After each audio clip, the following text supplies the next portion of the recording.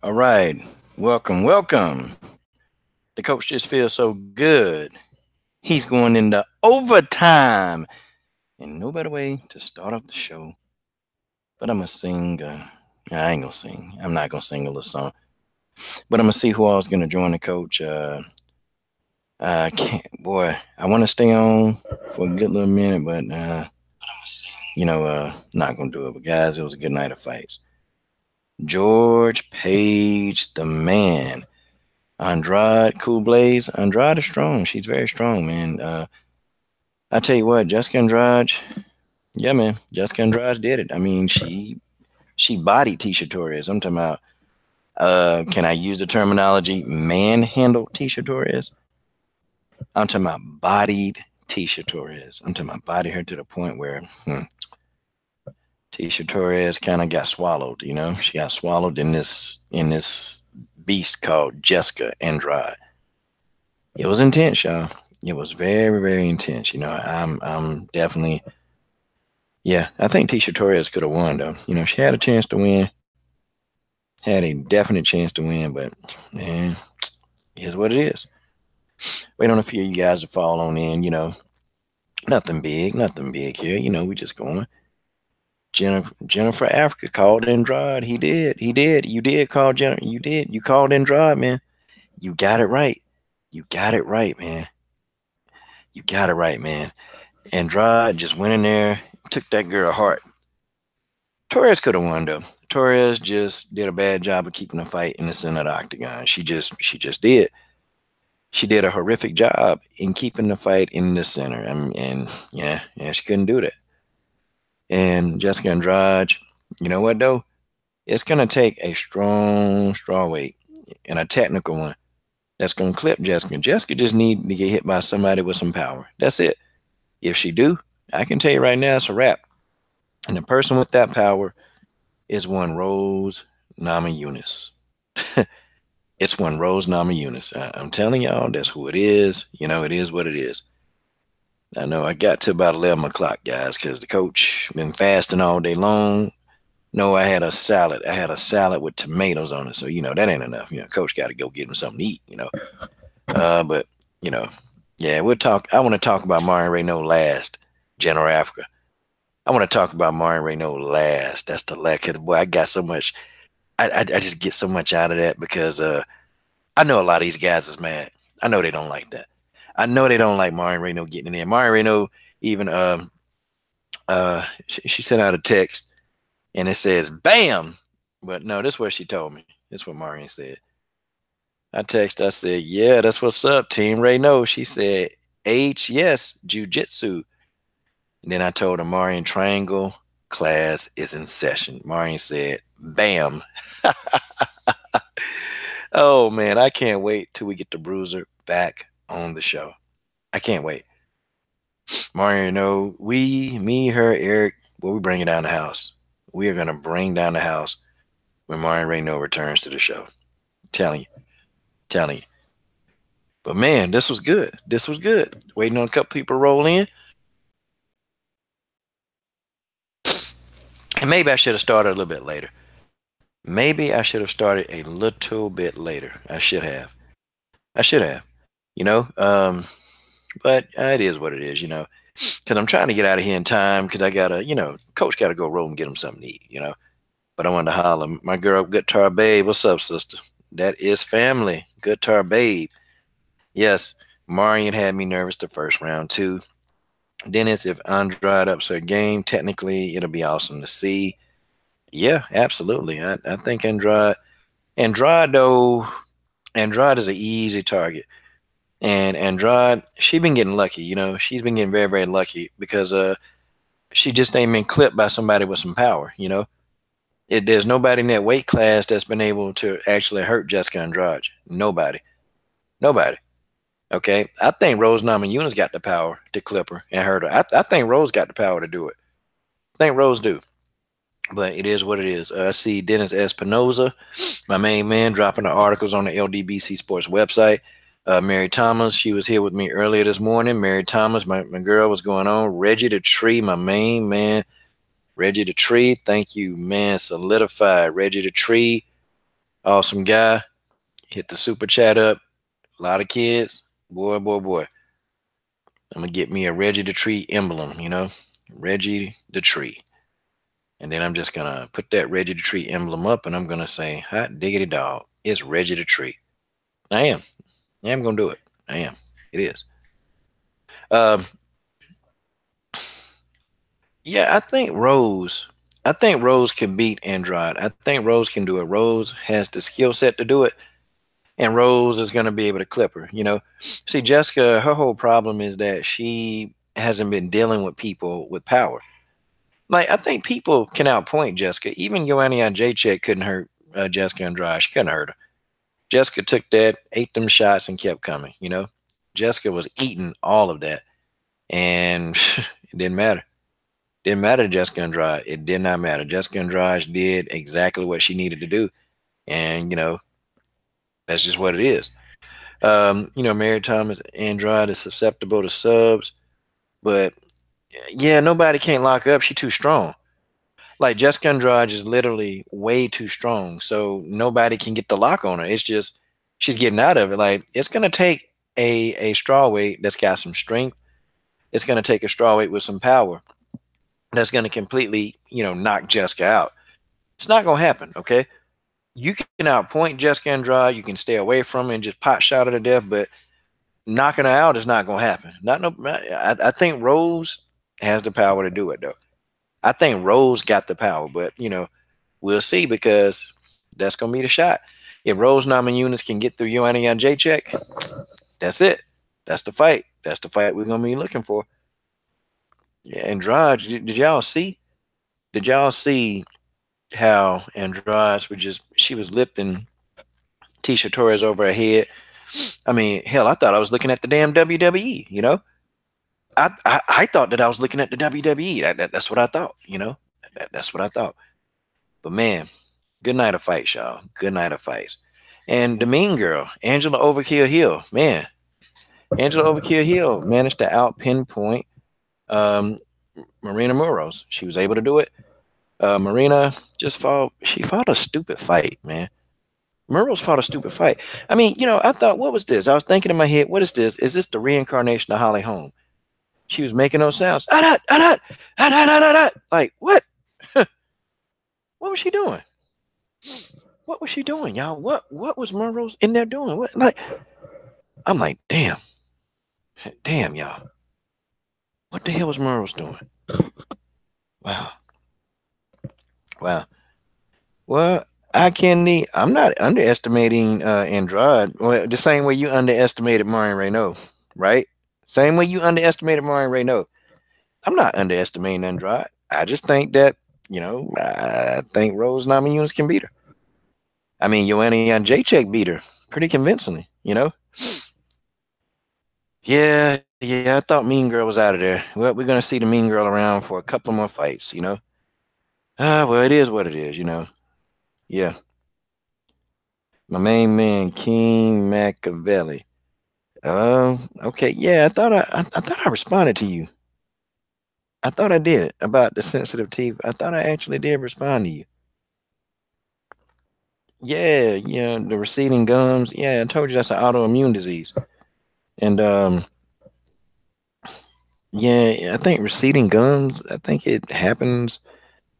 It's like, the acidity in your body is actually melting away your gums, and so when your gums recede completely, your teeth fall out. Yeah, that's what that is. Give me a minute, King Machiavelli. Give me a minute, man, because I gotta, the people in here, because I got the title is UFC on Fox, and it's not necessarily a health forum, but hey, if you hang around, bro, we'll get that in, man. We'll get it in. Let me just finish. Let me finish talking about these fights, man. But yeah, man, yeah. So yeah, but back to you, Eye Candy. I'm not picking on Jessica. I gave her props. I made a video. I said Jessica Andrade dominated Torres. I said this. I said it. Okay. What a night, Tay Brown. Oh, my girl, Tay Brown. Tay Brown. Tay Brown. Tay Brown. Tay Brown is in the house, y'all. Um, well, I tell you what, man. Let me go ahead. Hey, King Machiavelli, it's not a lot of people in here right now. I can address it real quick for you, okay? I can address it real quick for you. I can tell you what's going on.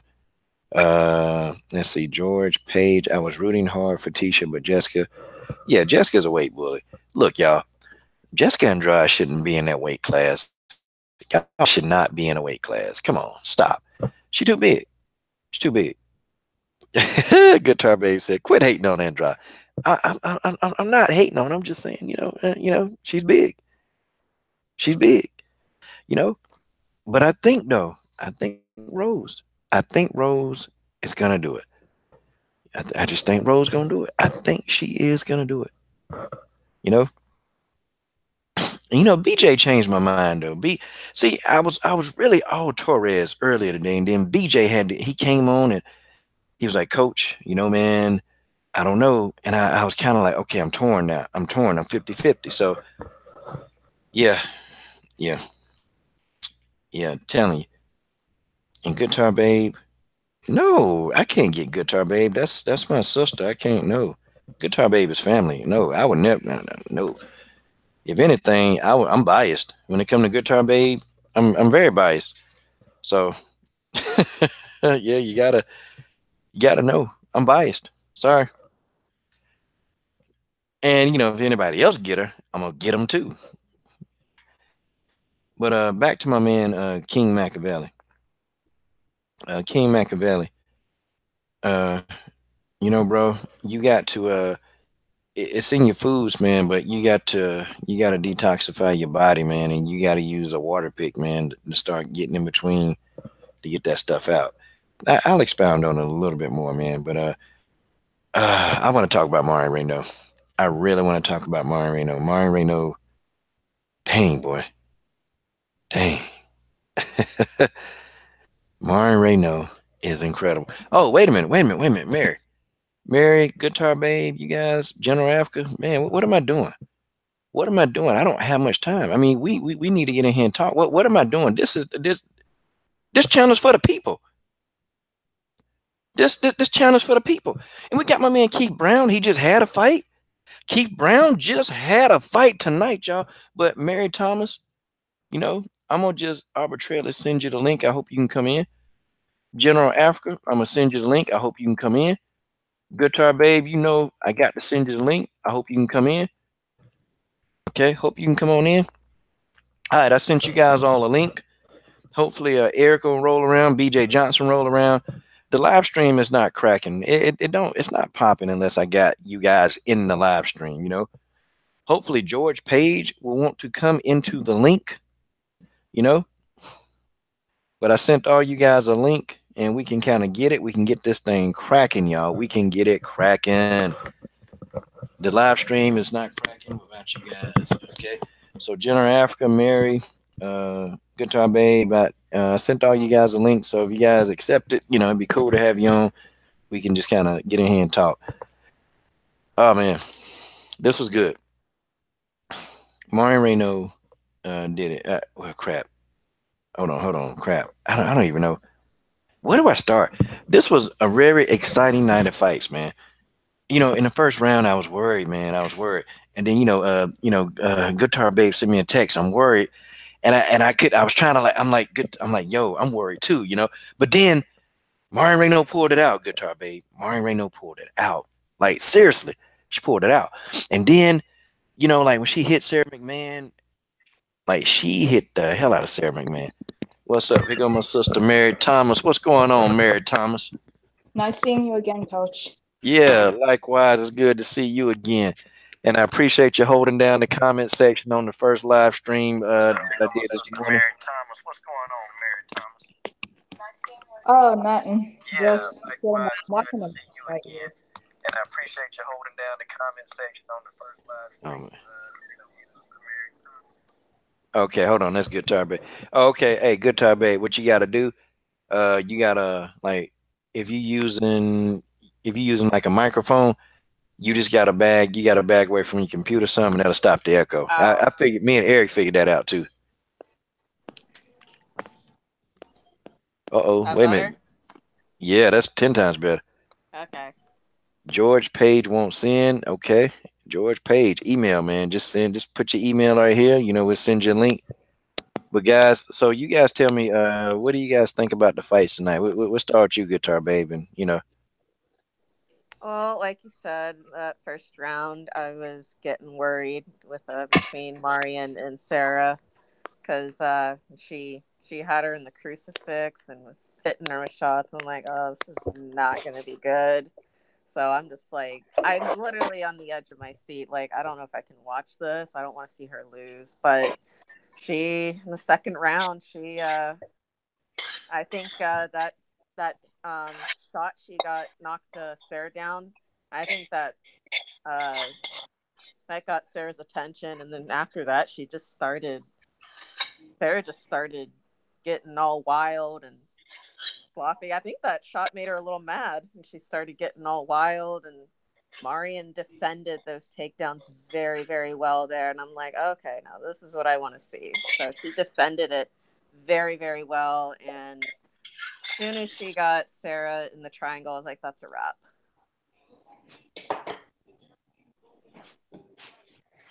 okay, Mary. Yeah.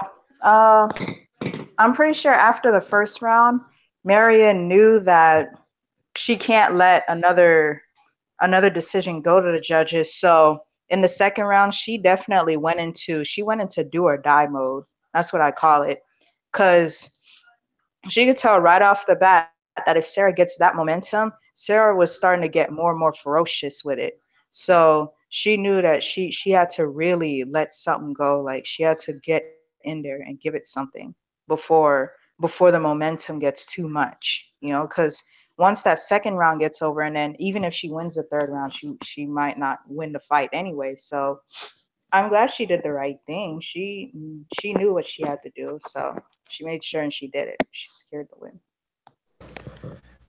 Yeah, yeah. I mean, that's really about what happened. She secured the win. I think that right hand just Sarah McMann could never recover. She could never recover from getting hit. She got hit hard, and Sarah McMahon didn't even see it coming. I mean, she didn't see it, and it was weird because Marion made these adjustments in the fight. Like when Sarah beautifully in the first round threw a right hand, she would disguise a right hand, and then she went for the takedown. I'm like, yep, that was beautiful. And then she began to maul Marion just like crazily, just got on her. So then Marion made the adjustments. She kept that range, man. I was like, wow. And yeah, yeah. I mean, she, probably would have had the knockout stoppage if, she wouldn't have, did what she did. Like that triangle, boy, that thing is crazy. Like that girl has a triangle. It's crazy masterfully how she uses that triangle.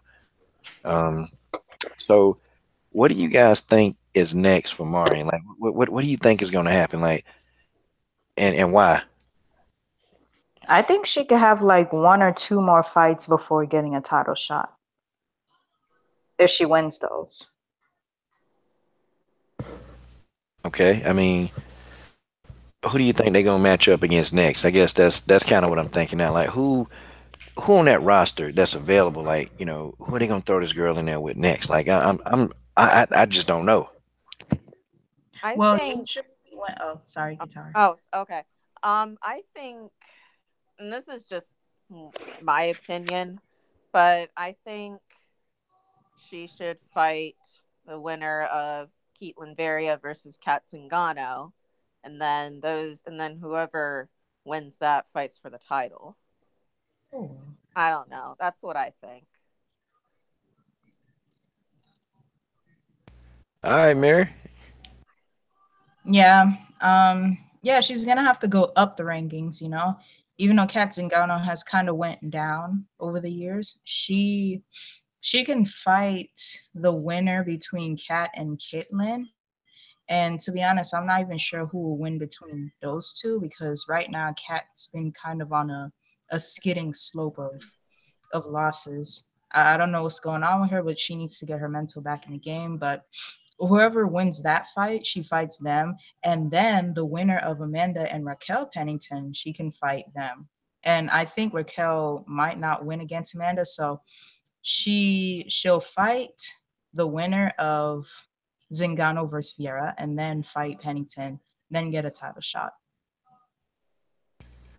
Yeah, it's very confusing right now in the strawweight. I mean, bantamweight. Sorry, it's very confusing. And yo, we don't. It's finna go down though. It's finna go down, and Marin kind of like now. Okay, y'all got to take me serious now, because in the past they was like, this old lady. Betchko Hill was calling her old lady, and wouldn't nobody take her seriously. But I think they got to take her serious now, because she knocked off Sarah McMann. She ain't just beat her; she finished her. So. And you guys remember that Caitlin Verry was calling out Maureen Reneau about 8-9 months ago? She was calling out, and I asked Maureen. I said, Maureen, what you care about Caitlin Verry calling you out? She said, well, Caitlin probably gonna have to get in line, because and at the time Caitlin was like ranked number 15, and Maureen was trying to fight top 10. So she was like, well, she got to get in line because I'm trying to fight so and so. And crazy. Did Marion fight Betchko Hill? Yeah. Yeah, she did. It was a draw. Damn. She should have knocked her damn nose off her face. God, dog. Knocked the nose off her face. What? You guys hear that? How dare you? Hea has this like habit of like doing this trash talk where she's like really trash talking really bad, but she ends up getting knocked out. Exactly. Like, I mean, Ronda that's what happened with Holly. She started to taunt her a little bit, and she got her head kicked off.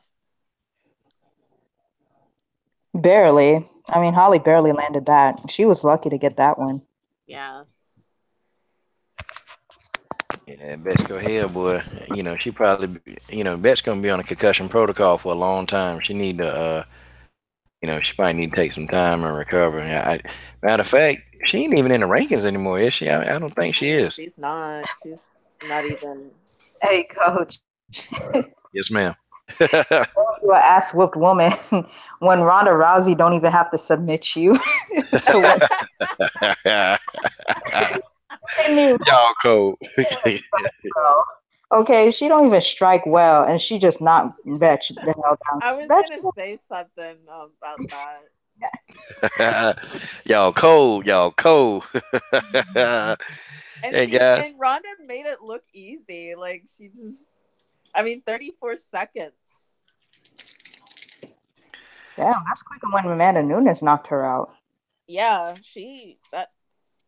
that was quick. Yeah, it was wild. It was wild. I mean, I was on it. So so Marion, she done kind of shook up that bantamweight division, So, man, it'll be crazy. Yeah, because she gonna come back on the show. She gonna come back, and she gonna be on fire. Like she gonna be like, because she been tired of people just putting her down, and she just been tired of people sleeping on her.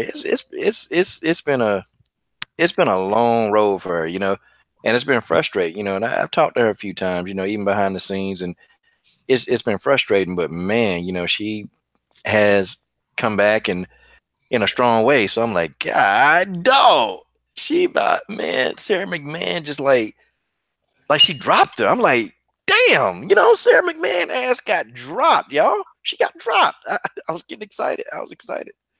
I think it made her mad that she started getting wild after that. Like that made her mad, and she just fell right into Marion's game plan.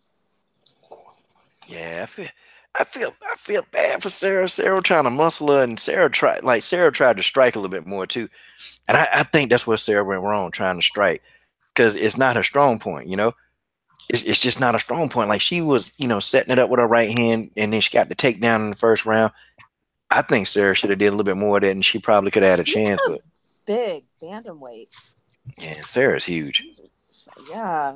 Like you see the size of her damn arms. Yeah, man, she can wrap them things around your head and choke the blood and choke the piss right through your neck. Like Sarah McMann. I don't know. Yeah, she's a big bantamweight. Yeah, she humongous. George Page, we have sent the link. The great George Page. You've seen George Page in many comment sections. Uh, this man, he's around. He's everywhere. And we're seeing if George Page is going to come live on the show. I can't wait. I'm seeing if he's gonna make it, y'all. Do you think Reneau has a chance against Nunes at winning? Who, Pennington? Do you think Reneau has a chance against Nunes? I mean, Guitar Babe, you wanna like answer that one? Well, I'm gonna say it's MMA and anything can happen. Mm-hmm. So she has a chance, but like I don't know. But they're both black belts in jujitsu, so it could be interesting on the ground too. Now the striking, that's Oof. probably going to be Amanda's probably biggest advantage because Marion, she's a black belt in jujitsu, so going on the ground. So Amanda going on the ground with Marion may not be the best choice for her. So if I were Amanda, she should probably keep it standing and probably not try to go to the ground and risk getting submitted. But I think Marion has a chance, but because Amanda has the advantage in striking, I'm probably going to say Amanda's going to take that one, like by decision. Mm-hmm. I'd still give the ground game advantage to Amanda just because of the physicality is a little bit more. I don't know.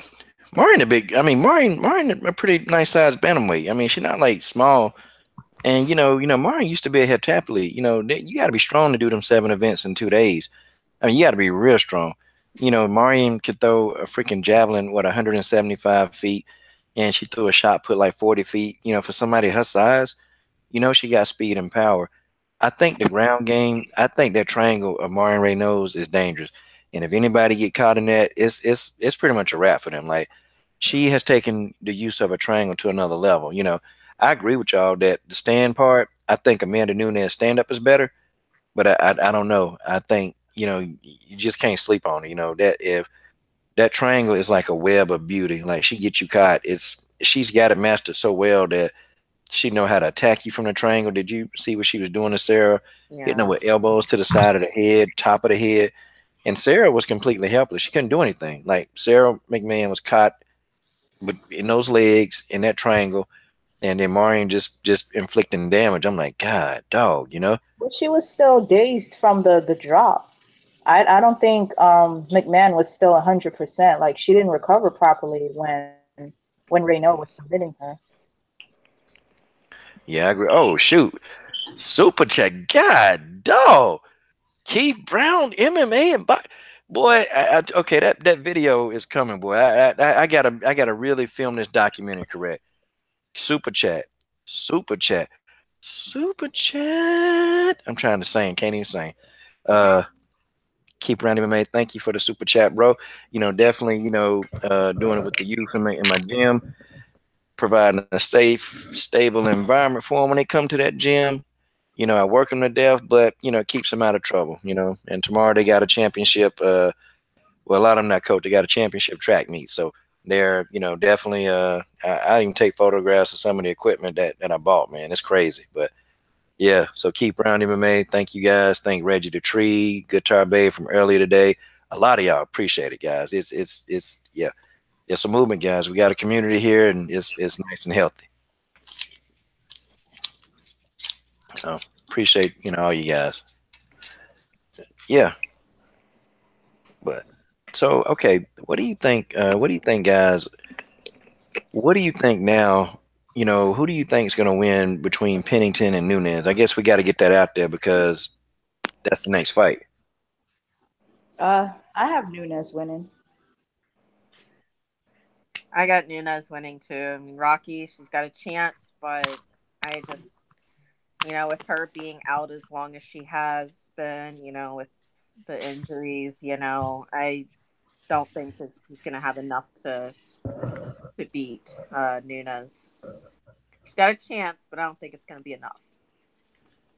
Yeah, I'm gonna have to agree with you, ladies. I don't, I don't think it's gonna happen. I think Rocky will put up a good fight, but I think Amanda just gonna go in there and just clean out. You know, just yeah, it's gonna be bad because the car accident was the big one. You know, and you talking about you in a 2-ton vehicle and you broke your leg, and you know she almost lost a leg, and you know she recovering from that. So I don't know, but I think the injuries that she's had is, I mean, she'll be healed up, I'm sure, and I'm sure she'll be good to fight. But I think it's just, when you get injured, that's gonna affect you. Like you're never. I mean, I know in MMA they don't fight 100% all the time, because they get beat up for a living. But when you suffer injuries like that, like it catches up to you, So, I mean, it's been 2 years since I had knee surgery, and I still get pain when I bend it. I mean, it's still going to be an issue for me no matter what. So, I mean, just for the fact that she's had so many injuries, she had her shoulder reconstructed and in this accident, I just think it's going to catch up to her in the fight.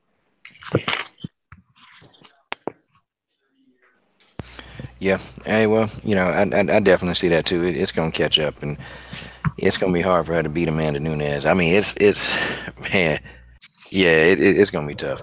God, dog. So okay, the strawweight division is kind of heating up, guys. It's really heating up. I mean, you got Andrade doing what she's doing. It's gonna be a complicated picture now because okay, so Andrade will get a definitely they're gonna give a title shot of the winner. And Andrade said, I hope I fight Rose Namajunas. I'm gonna tell you though, I was like, okay, yeah, Andrade want to fight Rose, but then I'm like, wait a minute. Why does Andrade want to fight, Rose? I mean, what?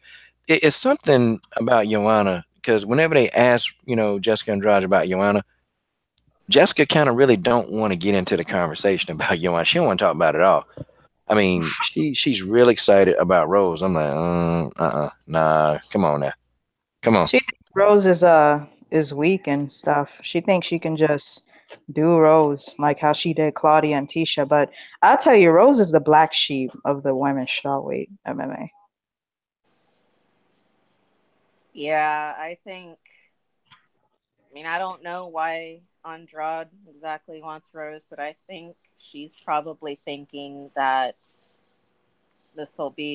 she might have a bigger advantage fighting Rose than Ioana because Rose is not as big as Ioana. So I think she's probably thinking since she's got a size advantage over Rose, she's just going to be able to go in there and just bully her around and body her around. But you know, Rose, I don't know. She can surprise. Yeah, especially since Rose is a crazy submissionist. Is that a word? That's a word, right? I don't know. Yeah. The word now. Okay, yeah. Yeah, but we know that Rose has a huge killer instinct. Like once she sees an opening for a submission, it doesn't take her even half a second to notice it, lock onto it, and not give up until they completely get out of the angle or something. So Jessica leaves herself very open to that. And I think if Jessica is just as reckless but charging as she is with these other girls, thinking that it's going to end up the same way, she is in for a very rude awakening.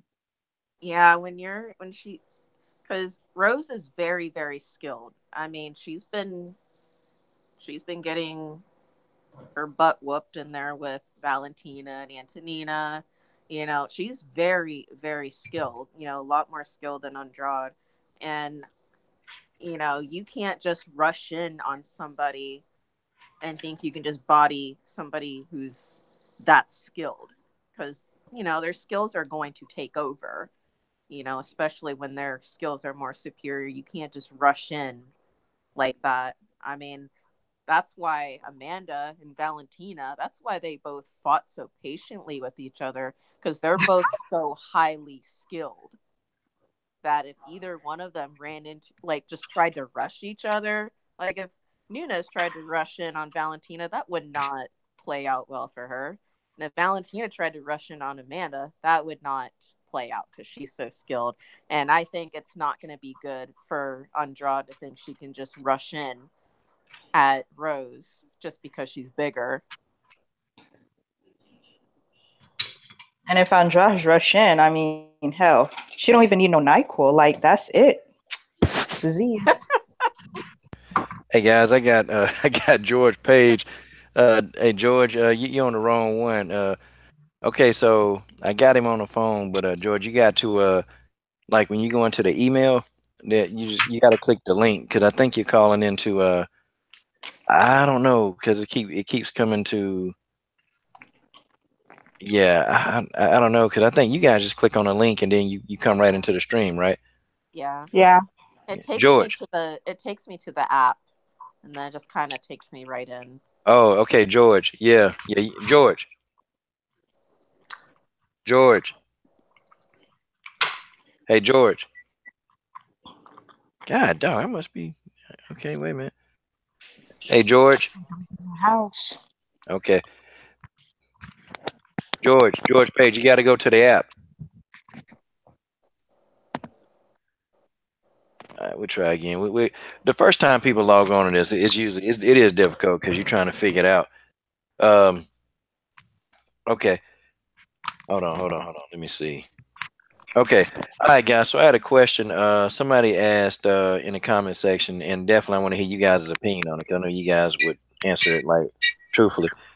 Somebody asked, who do you think is gonna win? Wait a minute, it's the Leah Letson question. I guess that it popped up. So hold on. Oh, I guess Leah Letson. Wait a minute. Where is it? It was a good comment too. Um, who asked that question about Leah Letson? I think it was to the extent of who do you guys think wins between Leah Letson and Holly Holm? I think that was the question. I think I answered that this morning, didn't I? Yeah, I think so. I think you did. I think this is the question that I see or I missed. I can't find it. But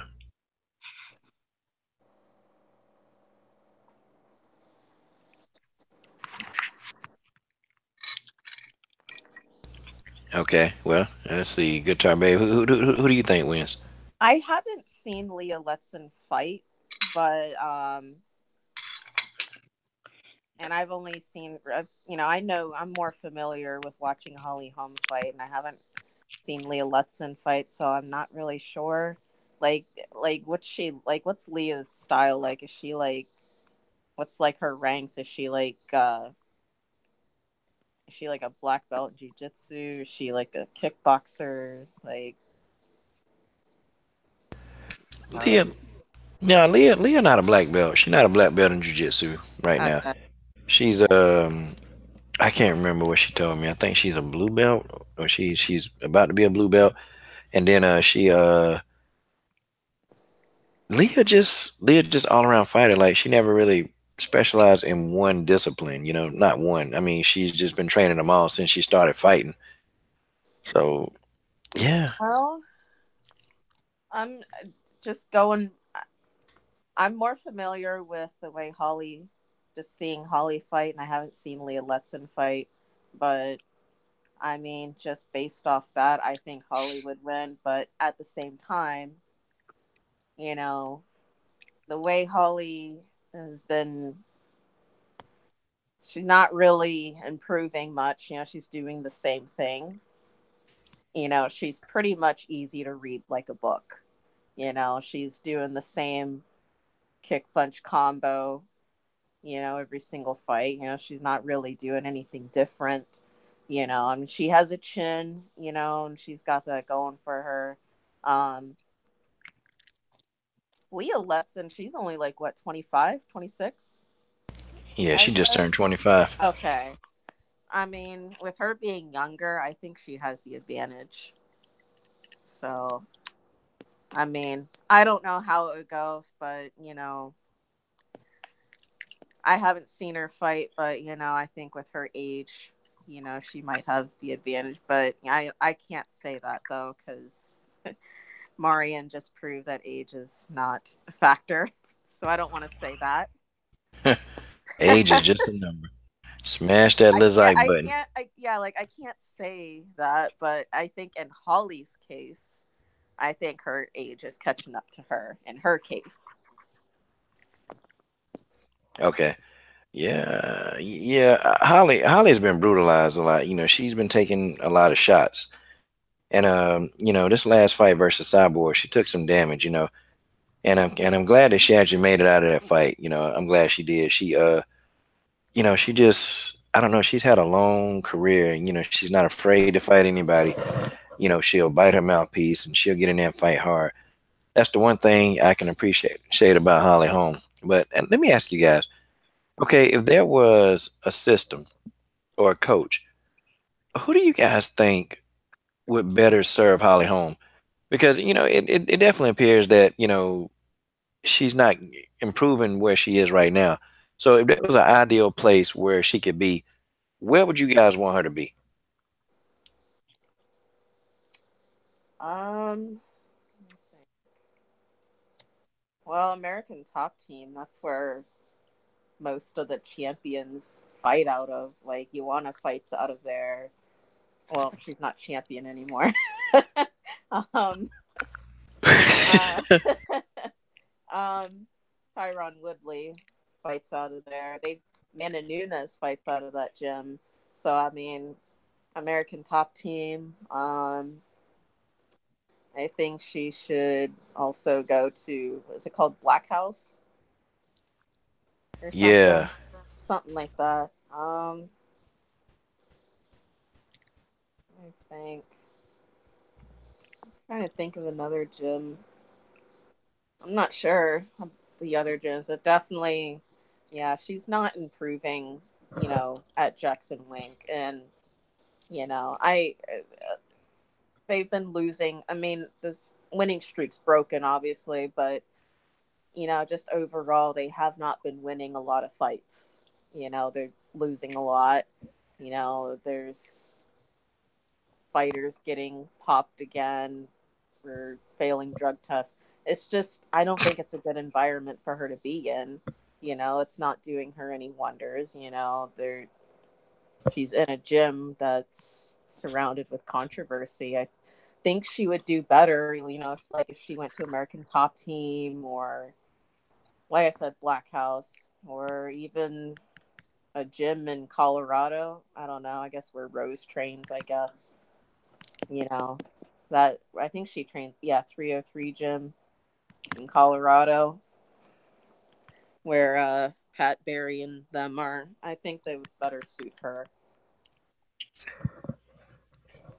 Hey, so what about you, Mary? I mean, what do you think? What do you think Holly could go to? I mean, refine her skills and get I guess a new look on it. If she wants to be successful. To be honest, I think the next best one could probably just be Team Alpha Male. And I'm not just saying that because of the fighters that are there. I'm saying that because it seems as if, like, Team Alpha Male, they have a lot of good fighters over there. All right. And I'm sorry, I'm kind of eating and shit. Like, any gym right now would be better than Jackson Wink. So she got to go to Team Alpha Male to go improve herself. It doesn't even depend on the gym. It's her. Like, she knows that she needs to mix herself, and she's just not doing it. I don't know if she's stubborn, or I don't know if she's just, if it's a force of habit that she keeps on doing the same thing and not changing her game plan. But she need to go to a gym where they can help her break that tough habit, because that is just sliding her all the way down, and she needs to open herself back up. I know the saying, you can't teach an old dog new tricks, but damn it, she not that old yet. She needs to really,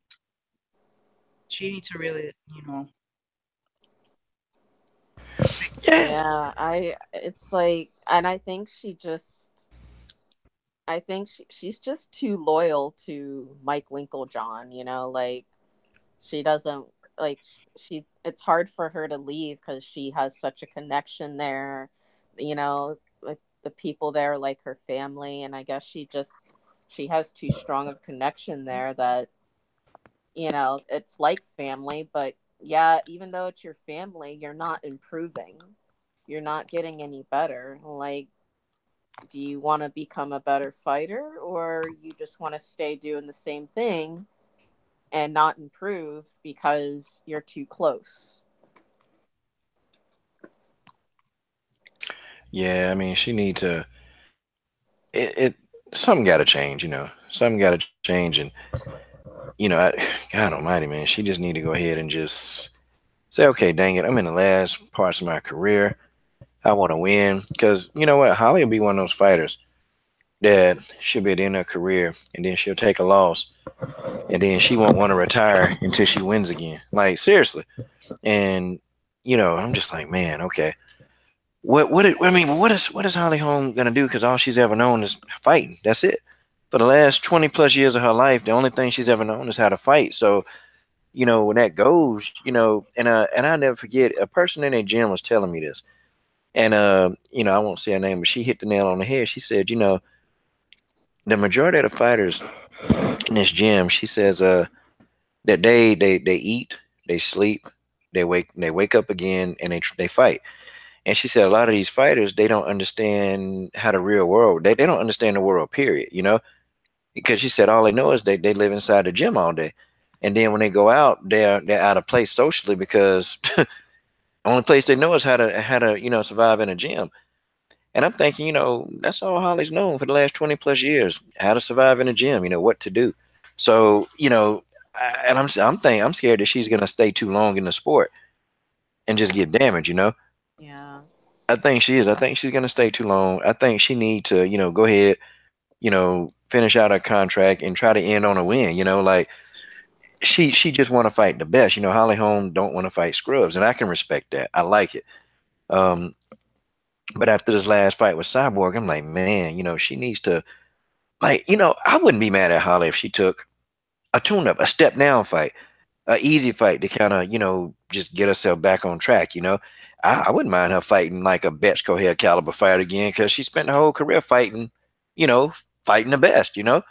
And she at the end of her career, she finna be, Holly finna be damn near 40 here in a couple of years. Like, and she need to get out of there. She need to leave the curse. She need to go sprinkle herself with some holy water, bathe in that stuff to get that stuff off of her, and then go somewhere. I think Coach Mike Brown would be perfect for Holly Holm out of the ATT in Florida. I think he'd be perfect for her. I think because he would, they have that attitude where you listen to the coaches. Like you're not doing it the way you're doing it. You're gonna listen to the coaches. Like that's their attitude down there. And they're not trying to hear that, well, I'm gonna try it this way and you tried your way and you're getting your ass whooped. They don't buy that. They're like, nah, we know how to win, we know how to win. So, I don't know. I don't know what's next for her, If they I put in feel it, bad for her because she appears to be very humble, in defeat. She doesn't blame anybody for her losses. She takes full responsibility. It's just, I hate to see her just not improve and keep taking a beating, when she could do so much better somewhere else. I bet you in the back of her damn mind, she's probably saying, God dog it, Mike. Dang it. You think you could have, drew me up a better game plan? I mean, she probably is in the back of her mind, but, she ain't gonna never say it. So I respect her for not putting it all on Mike Winklejohn because, and she do got to listen to her because sometimes he do tell her some stuff like, you need to try this. And Holly be, she don't even pay him no attention. She just do what she want to do. So I'm like, well, God dog, that's what you're going to get then if you don't listen to your team. You got to listen to your team. But yeah, I feel bad for a little bit though. Holly need to go ahead and just be prepared to hang it up. I think she ought to be a trainer. I think she need to be a trainer. I think she'd be a decent trainer. I think she'd be a better trainer than Winklejohn, you know? But, who knows? Who knows what this future's gonna hold, Might y'all? sound kind of comical, but she telegraphs her kicks and punches with that sound, and it's really annoying. Hey, wasn't it very annoying to see Moroz doing the exact same thing?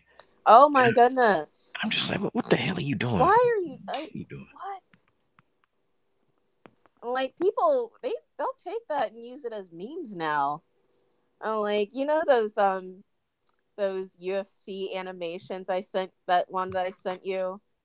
Yeah. Yeah, like they're not like, yeah, it's like becoming a thing now where this guy that does those, he has a page, but he makes these UFC like cartoon animation things, and yeah, he's very very good at that, and like he takes everything that a fighter does and kind of makes fun of it, and it's funny, but it's like Mm, I yeah. Yeah, very funny. It is. I mean, the memes you sent with that, those are really funny. I mean, it's funny but true, It's funny but true. I'm like, God, dog. But yeah, it's gonna be a long road for Holly Holm. But you know what though? The fight that I really would want, if they put her in there against Megan Anderson, you know what? That'll be a fight that I'm definitely gonna. I don't care what they charge for that fight. I'll pay for it. I'll find a way to pay for it. I will buy it. I'll buy that fight and I'll watch it because that'll be a good fight. Holly Holm would have a chance in that fight, and it wouldn't be. I can't see her messing up too bad against Megan Anderson. I think Megan will I'm make. sure I'm Oh, go sure ahead. Megan would step up right away and fight Holly. There's nothing wrong with her. She's posting on Twitter of her deadlifting these weights, and like she looks great. She's in great shape, and like there's nothing wrong with her physically. So I mean, she looks fine. Oh God, oh God! And this breaking news: Megan Anderson. Megan, speak of the Wicked Witch of the West. Megan Anderson is talking junk about people again.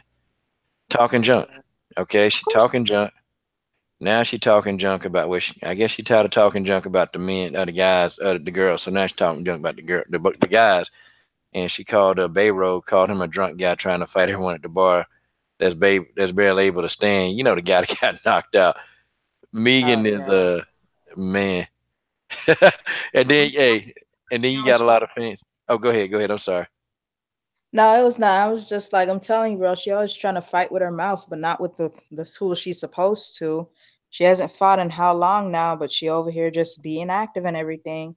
Then when people ask her when the hell she gonna fight, oh, see, I'm not cleared by the UFC because they yeah, my personal problem and everything, but she knows that it's her personal problem. So will the USC have any control over something that she knows? She's not physically ill. She's physically okay and everything. And she just let her side life, according to her, she let her side life just take over everything and she can't be fired and she just training everything. Pick a damn opponent and fight and shut your mouth. That's Yeah. it. That's all. Yeah, you guys can see this little you can see this little excerpt that she making fun, but you know what? I'm glad the fans are on Megan Anderson helmet. Cause one this guy right here says nice to run your mouth like you're running from Cyborg. exactly. Exactly. Yo, If this she guy. ran as much as she ran her mouth, she'd be a track star. She wouldn't even need MMA. Like shit. I'm sorry. That's okay. Nah, go ahead, let it all out, girl. It's after it's 10:45 here, so go on and cuss away. This open this no hold bar today. I ain't gonna cuss, but you can. God dog. Yeah, she's yeah, I don't And see, know. go ahead, y'all. Like And see, Megan, she just wants to fight with her mouth, like she's like you said, and not fight with her fists. And in interviews, she does this like every week or something on her YouTube. Like her and Laura Sanko, they have this YouTube page where they like do post-fight analysis, or they do like a UFC fight night breakdown. And I think at one of the videos, I think she was saying, "I'm not afraid of Cyborg. I'm not clear to fight yet, and and once I'm clear to fight, well, it'll happen. But right now, I'm not clear to fight." Hold Like, on. come on. Hold on, everybody. We got Megan Anderson on the line right now. Hey, Megan, how you doing, Coach Shelton Harrison? Hello, Coach. Nice to be on here. Yeah. Hey, listen. Let's just get right to it. Why the hell you scared of Cyborg? I'm sorry. What was the question again? Why you scared of Cyborg? I mean, she pulled your whole card. Well, I was down to fight Cyborg. I mean, we set it up and everything, on Ariel Helwani, I was talking all kinds of crap, saying I can take her and everything, and she called in on the show and unexpectedly, and I was like, oh my damn. Well, I guess I should go ahead and I guess I'm gonna have to talk my way out of this. I mean, I guess we'll make the fight happen. So yeah, sure, we'll make the fight happen. But I just wanted to say that I really don't want this fight. I'm absolutely afraid of her. All I want to do is just run my mouth and try to hope and pray that she retires before I get into the USC. I just want to run and talk my way out of it. Hey, well, Megan, look now, listen now. You said that you were down to fight Cyborg. You said you fight her. You said, hey, you said you take this fight. That's what you said. You said you would take this fight. You promised the fans. I mean, how you gonna explain this? Well, I was down to fight, but some things happened, and now I can't fight right now. But everything's okay. I can lift weights, and I can run. I'm in excellent shape. I don't know, just something came up, and I just don't feel like fighting her. Well, I don't know, maybe I'm afraid. I was down to fight, but unfortunately, some things came up, and it's just not going to happen. There's just, I'm too busy on YouTube making videos with Laura Sanko, and I got too much stuff going on. I got to get on Twitter, post videos of me lifting. I just don't have time to fight Cyborg. It's not time. Mary, do you have any questions to ask Megan Anderson? Mary, come on, now, you got to get a piece of this. Hell no, this is just I have no words. Like, when you're mad to the point words can't even come out properly. Yeah, that's Oh God, dog, Megan. Oh man, she said that about you. Hey, this is one of your fans.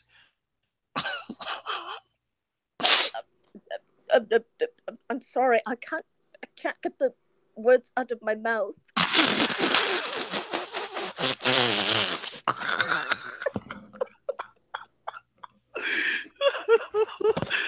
Oh man, God almighty. Oh yeah. That's funny. Dang, you sound like that's pretty good. God dog. Oh, I got to go. I got a video I got to do with Laura Sanko right now. So, that stuff I got to do, because I don't have time to fight Cyborg and all that stuff. So, yeah. Hey, y'all. Do you see all the junk she talking? And shout out to these fans. Shout out to all these fans that's checking her. They basically telling her to shut up. Like, go fight Cyborg. They tell y'all can see up on the screen all these people are telling her to shut up, and she can't help. She got to respond to everybody because she know that these people are telling the truth. Like, you running your mouth, you talking junk about people, and good grief, lady, come on, just give it a rest, Megan. Just give it a rest. That's all I can do is talk junk. I don't have time for anything else but to talk junk. I'll tell you what, talking all that shit. Cindy Dandois was manhandling her motor mouth ass. I'll tell you that. There was no talking then. You saw that? When you talk with the fist, the mouth stays shut, and she didn't even win that one. Thought so.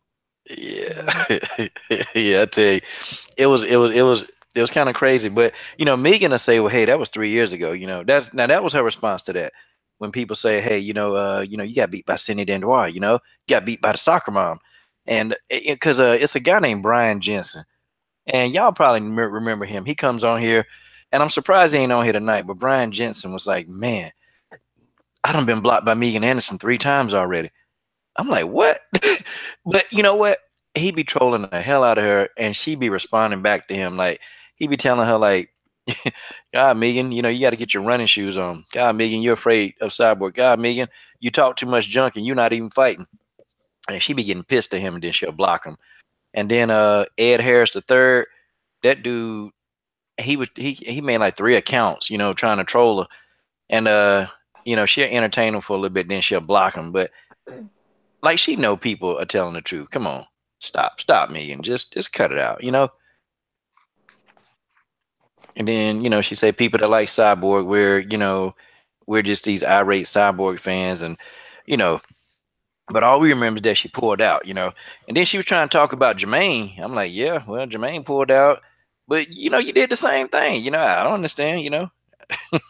Well, at least now we know that Jermaine was actually injured, but Megan, she on Twitter posting videos of herself lifting weights, Yeah, so it's like, it's been a lot of speculation, and she told the fans, like, don't nobody know, like, nobody knows what's up, because first people were saying she was pregnant.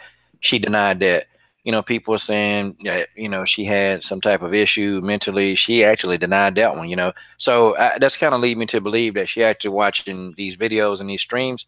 I think she is, because whenever there was a different way that I think that what I think this is why she ducking the fight, she would come out with a counter video saying that no, that's not it. So I think she watches.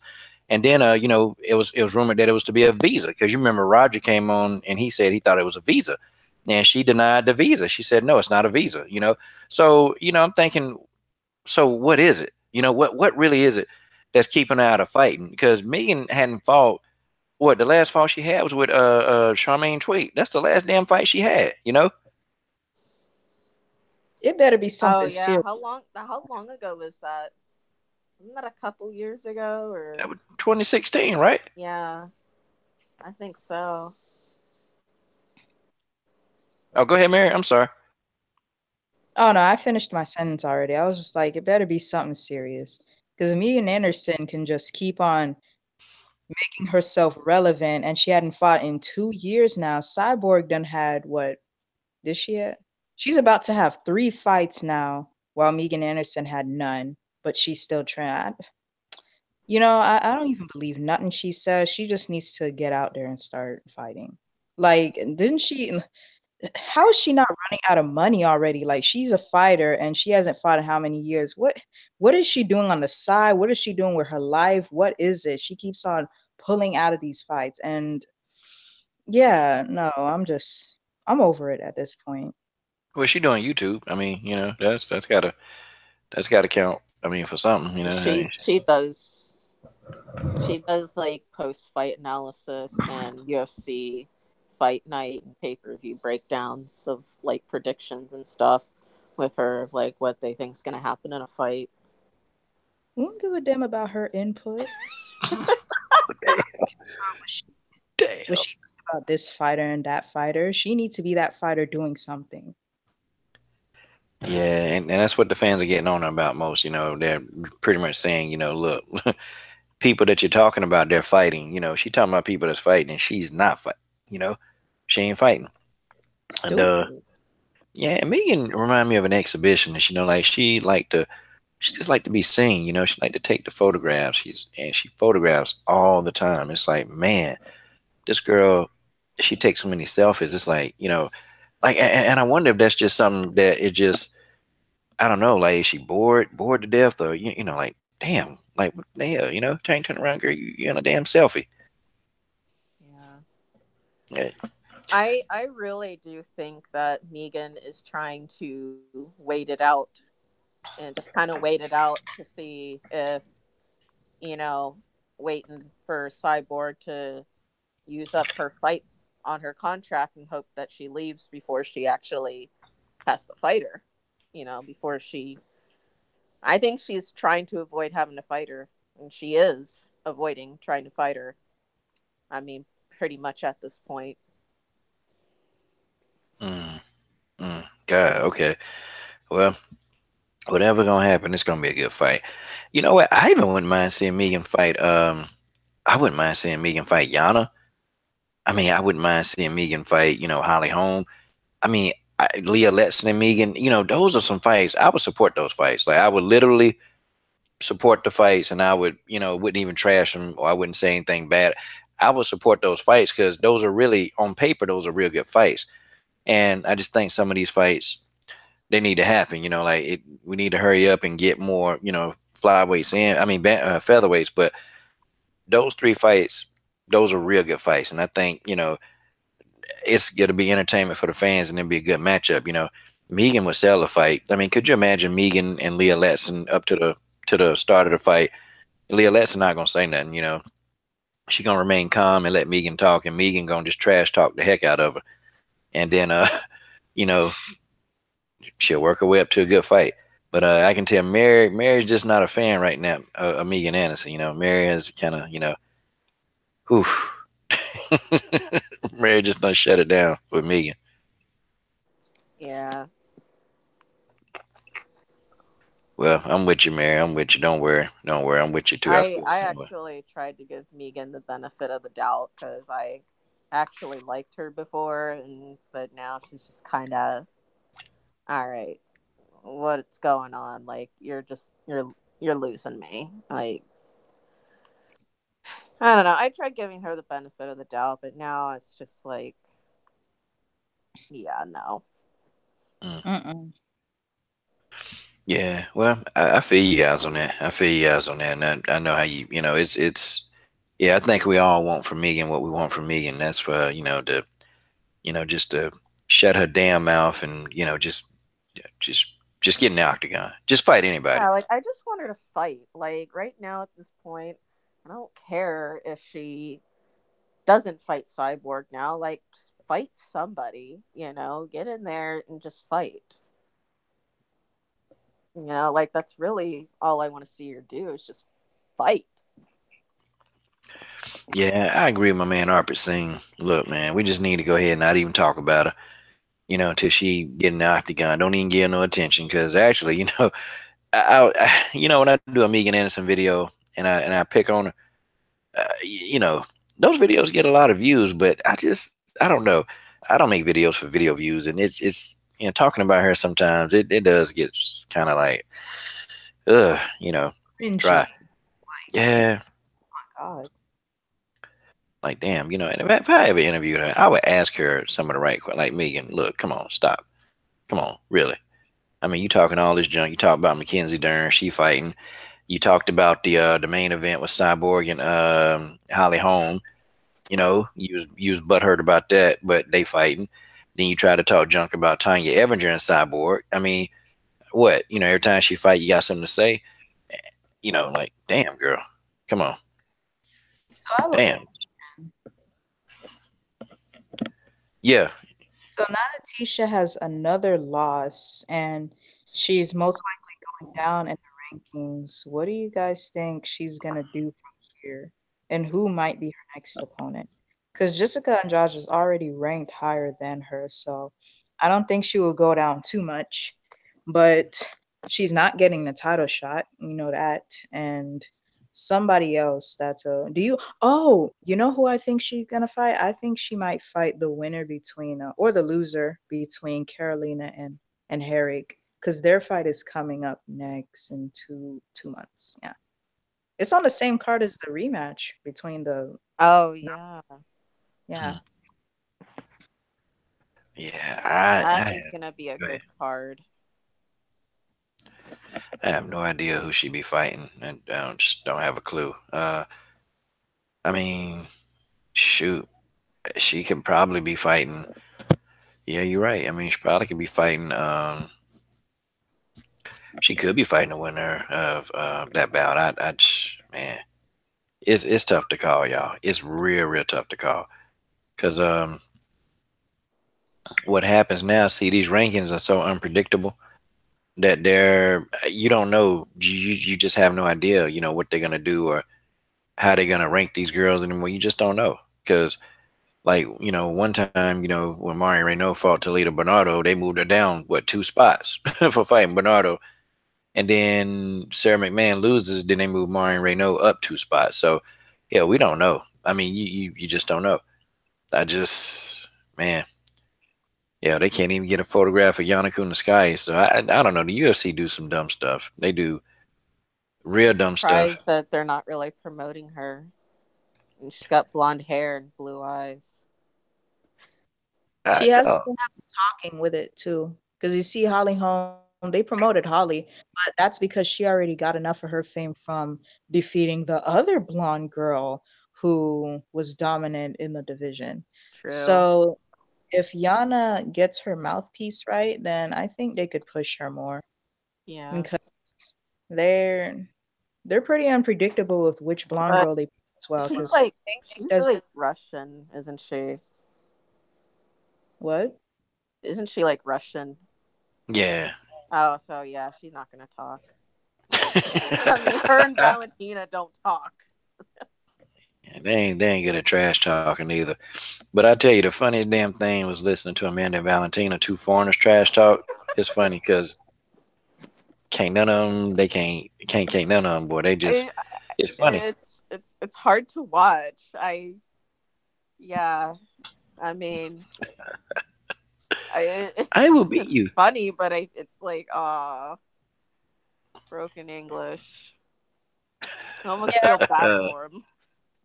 I remember when Valentina had just beat Panna and then Amanda had the balls to like just walk up in the octagon like everything was cool. So Valentina had to go say it to her face right then and there, we're going to meet again and I'm going to get that belt. And Amanda was like, no, you're not getting to it. I beat you already and I will beat you again. So that's trash talk for them. I mean, that's it. There's no trash in that trash talk, but you could see the confidence in them. They're still good and they mean what they say. So to them, it doesn't matter too much because they're just doing what they're paid to do. They fight, not like friggin' Megan Anderson over there having the mouthpiece but nothing else behind it. No, they actually. I'd rather a fighter that can fight well and not trash talk. Because you're not in the octagon to trash talk. That's not what the judges are scoring you on. Okay, you need to Yeah. get in there and actually throw some elbows, knees, heels, and fists. That's your priority. You don't always have to have a mouthpiece. Yeah, you gotta. Whew, yeah. Some people just some people married. They just don't have it. They can't get on a microphone to say their life, and some people can. Like people like Megan. They actually know how to get on a microphone. Rhonda, they know how to get on a microphone and they know how to captivate the audience to believe what they're saying. They can do. They got that ability to get the gab. But some people they just don't have. They have to fight an octagon, and unfortunately, those people they have the hardest time getting recognition. Like Valentina had to fight her ass off. She couldn't microphone way her way to the popularity that she has. I Valentina. think she's getting a little bit better on the mic. A little bit. I think she's getting a little bit there. Like, 'cause I think her English is a little bit better now than it was probably a couple of years ago.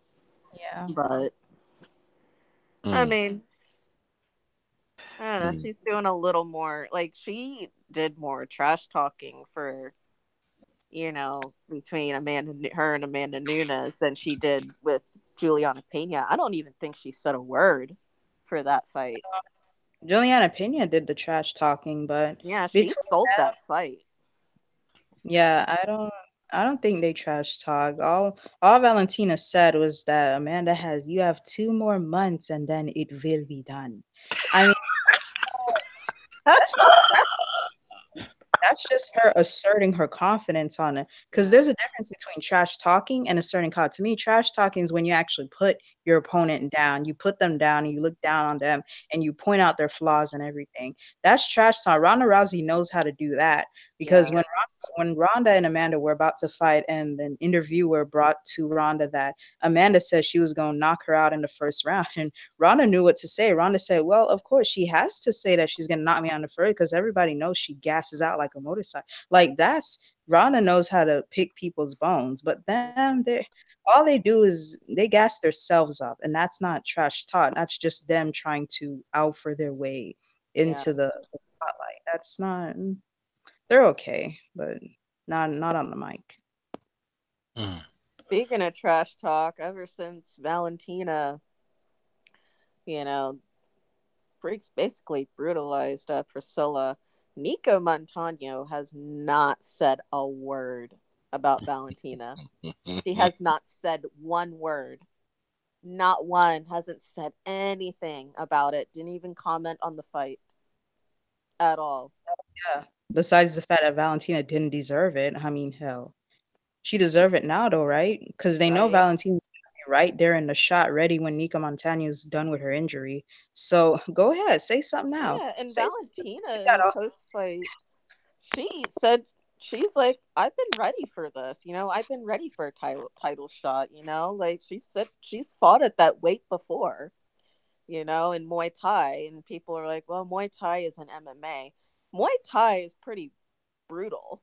I mean, it's not MMA, but Muay Thai is it's brutal. I mean, It it's requires a not, lot of.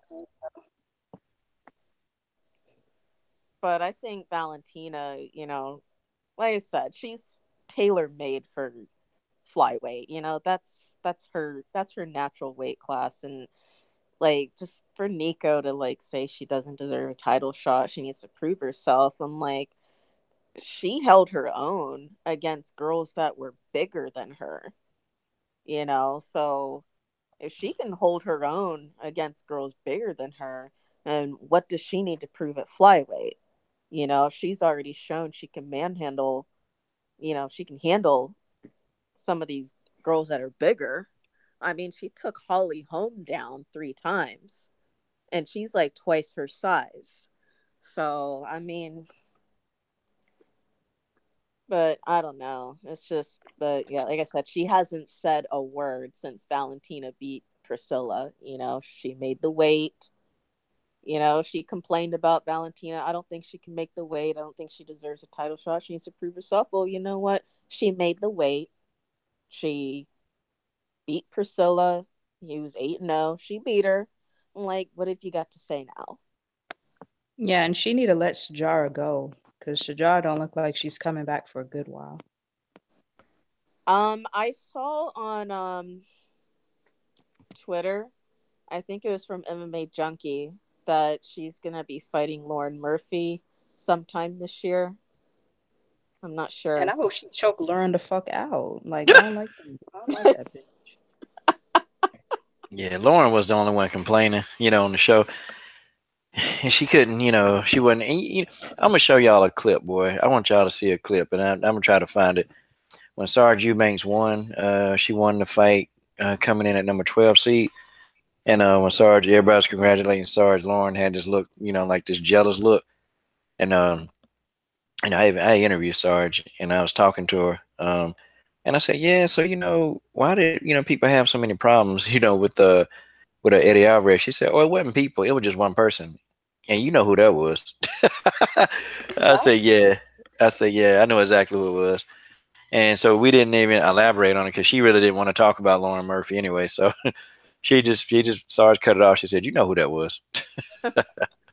You know what? Somebody like Lauren, I would have no problem with them throwing her at Valentina. Like, and put Mario Kuma, whatever. And Mario, what was it? Yamazaki? Mario Mario Yamasaki. Put him in Yamasaki. the ring. That should have been her. Her and Priscilla should have switched it. Priscilla didn't deserve that, but I'm pretty sure Laura does. I would have no problem with that. Mhm. Don't even stop it. Not even like don't even. And I hope Valentina doesn't even try any ground game stuff. Just just use the skill you got already. Just, no, What do no, you no. guys You could keep going. The blood don't. Oh, she's breathing heavy. Oh no, that don't mean nothing. She's conscious. No, you could go ahead. what do you guys think of I mean, I mean, nobody knows better than Valentina, but she actually defended Mario Yamasaki for the stoppage because she said she wasn't trying to quit. You know, well, I mean, no, she wasn't tapping, but she was clearly taking a beating and not defending at all. I mean, if you're taking unanswered shots to the head, you're basically not defending. Just because you're not quitting doesn't mean she's still getting beat up. And I don't think Valentina has actually. I don't know if she's gone back and watched the fight, but from what she's saying that Priscilla wasn't trying to quit, but I don't. She knows better than us. But from what we saw, that was. So I don't know. What do you think of her defending him? You know why? Because if Valentina was in Priscilla's position, she would have done the same thing. She would have been upset if Mario stopped it for her, and she would have made sure that she muscled through those strikes. Valentina's saying that because from her heart, when she fought Amanda Nunes that first fight, you saw it in her. When Yeah. Amanda Nunes took her down and bloodied her up and everything, and Amanda almost finished her, she had Valentina in a full-on rear naked choke, and Valentina said, no, not tonight. Yeah. You're not doing this tonight. And she made sure that she turned around and she started to swing the momentum from there. So Valentina knows what she's saying. That's coming from the deepest pits of her heart when she's speaking for Priscilla, because she knows Yeah. what Priscilla was doing. She knows what Priscilla was after. She knew that Priscilla would want this. This was the best way that Priscilla wanted. She didn't care that Mario wasn't doing his job. As long as she knows she has a chance and that she's in the fight, that's all she's content with. She had a fighter's chance. Yeah. See, I mean, it was a difference, though. It was a difference. Like, Valentina was still relatively in the fight, and she was moving around. Amanda had a bloody, but Valentina was actually blocking a lot of those shots, and she wasn't taking any damage as much as Priscilla was. Priscilla wasn't moving. Priscilla was laying there just getting beat the hell up. And it's like, okay, there's a difference. And if you just sitting there, just taking a beating, and then she got mad at the fans for saying he should have stopped the fight. Well, I mean, look, you in there, you getting your ass whooped. You're not answering, you're not responding, you're not doing anything. You taking a beating. I mean, that's why fighters should not be allowed to determine who stops the fight. I think even if the fight stopped early, sometimes you know what they're supposed to be there to protect the fighters. Because you got Roxanne Modafferi who got two robotic knees, a robotic elbow. I mean, and she said, "Yeah, I don't care. I want to go out on my shield, and I want to lose the fight as a warrior." And we don't think about them people that's in the wheelchairs, the people that's You know incapacitated. what? More power to her. If that's how she feels, that's how she feels. She wants the fight to keep going until she actually is paralyzed and can't do nothing. Because I can tell, I do this for a living. It is sad to watch for me. I know that they are putting, it's their choice to get beat up, but it is sad to me to take care of people who are exactly my age who can't do anything. They're having to be taken care of. They've lost their independence. But, like she's the fighter. I don't know what it's like, but, you know, and she wants to go out like that, then fine, but look at the people in wheelchairs, who can't do anything for themselves anymore. The Because philosophy I have for it is that you can get mad at the ref and your corner and the fans for agreeing to stop the fight early, but you can't stay mad forever. Like at some Yeah. point, you're gonna have to let it go and move on. Paralyzation, that lasts forever, and that's never gonna go away. And you every day you wake up and go to sleep, it'll be with you. So you have a choice. You can either be mad temporarily or be incapacitated for the rest of your life. See, they don't think Yeah, about that. it's Okay. really sad to watch because it, I like I said, like it breaks my heart when I go in and I'm taking care of a client that's like my age or younger, and they're a complete vegetable. It's like, man, and they got kids. You know, they got two little kids, husband, and it's like, it's sad to watch. But like at the same time, I understand you're a warrior and everything, but like still, like, you know, you still got to think about things like that though too. I mean, go in and fight, that's what you do for a living, but to be do you want to be a vegetable because the ref let the fight continue and you got too many headshots? Or I don't know. I mean, I'm trying to look at it from both sides. I'm trying to think, yeah, if I was a fighter, I wouldn't quit. I wouldn't want the ref to stop either. But then again, at the same time, you got to think, do I want to be a vegetable? Mm. Yeah, I don't think being a vegetable is the way to go because them people not happy. And you ever see some of them former fighters that can't do no more? They not happy. They're miserable. But they wanted to go out on their shield. They didn't want the fight stop. They wanted to be a blood and guts warrior. And some fans get on people like Tyron Woodley. They get on people sometimes like Valentina. Oh, her fights are boring, or even Vivian Prairie. They don't take punishment. They don't take a lot of punishment, and it's not cool to sit there and just take the punishment. That's not a good thing. It's not cool to do that because in 10 years your body start failing. You start having things wrong. You have things you can't reverse. Like, just think, okay, how do you guys think Holly Holm is going to be in about 10 years? Like, seriously. I mean, how do you think she's going to function? How do you think, people like, how do you think people like, what's his face is always getting knocked out? How do you think they're going to be in 10 years? I forgot the guy name. I don't cover him, but the guy What's that's he always look getting, like? yeah, the guy that's always getting beat up and knocked out. How do you think, like, a guy like Travis Brown, who been getting knocked out, Oh, how do you think he's going to be in 10 years? Like, people don't think about that. They don't think about that, but, that's why your corner supposed to be there. Your corner's supposed to stop the fight. In an MMA, they not throwing no towel in. They gonna yeah. let I you mean, get the your ass. ref, they say this all the time. The ref is in there to protect the fighter, and their job is to protect the fighter because the fighter, they're not going to think I want to stop. They're not going to think I need to stop because they want to be a warrior, and that's why they're in there so that because they know when to stop. They're there to protect the fighter because the fighter is not gonna have the mindset to want to quit when they should quit. So I don't know. Yeah, I mean, yeah. You saying a whole lot of truth. Definitely, I hear what you're saying. So, what's a fantasy matchup for you guys? Next fight, and then we'll probably get ready, and then we'll wrap it up. Like, what's a good fantasy matchup for you guys? As far as what? Let's say we'll start. Let's start in the strawweight division.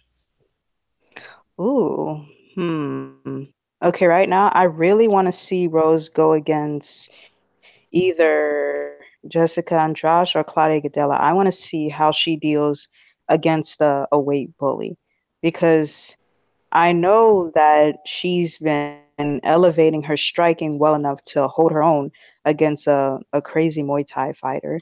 So that question's been answered, but I want to see how she deals with somebody who has a strength advantage because she has yet to kind of balance that out. You saw how Carolina didn't seem like she had a strength advantage, but she's been using some, shorthand tactics that helped her get a win over. So I want to see how Rose Hello? deals with. Is Rose gonna distance or is Rose gonna who's what? Hello? Oh, Oh snap! Tay Brown. Tay Hey, Brown is in the house. hey, God. Coach, how are you? Hey, sorry. Yeah, we great. We are great on here. Hey, it took me a long time to get this app up, but I'm good. Kind See of knew George that too. Page. See George Page. All you had to do was get the app working, man. You be on here too, man. I look a hot mess, so I'm not showing my face right now. Nah, don't worry. I only show my face on occasions when I feel like it. Only on occasion. How's everybody doing? Doing good. I'm okay. Doing good. Mary says she okay. Hey, Mary. So do me a favor. Go ahead and finish your thought because it was actually getting kind of good. So sorry about that.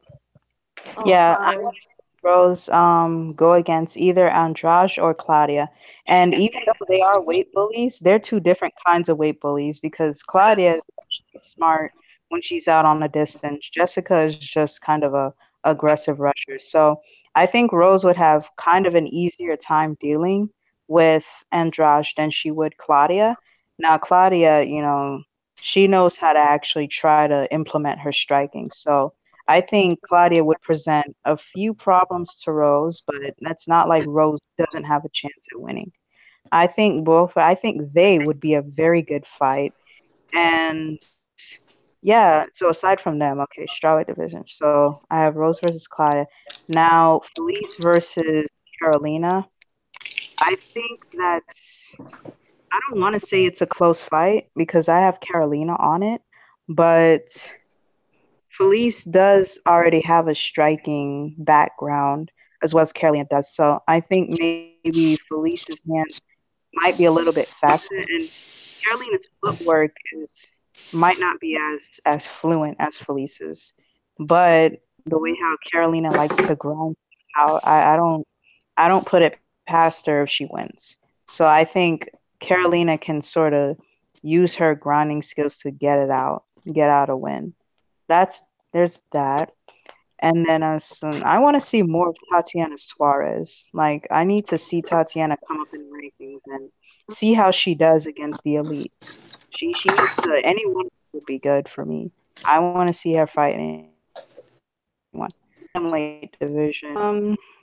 Right now I don't really see anyone really formidable for Hmm. Nunes besides and a trilogy may not make money sense right now, so no one's asking for it. For Nunes, I don't know. But I'll tell you what though, even though I don't like Ronda Rousey, I kind of want to see her come back so that I would see her fight some of these new contenders that we have.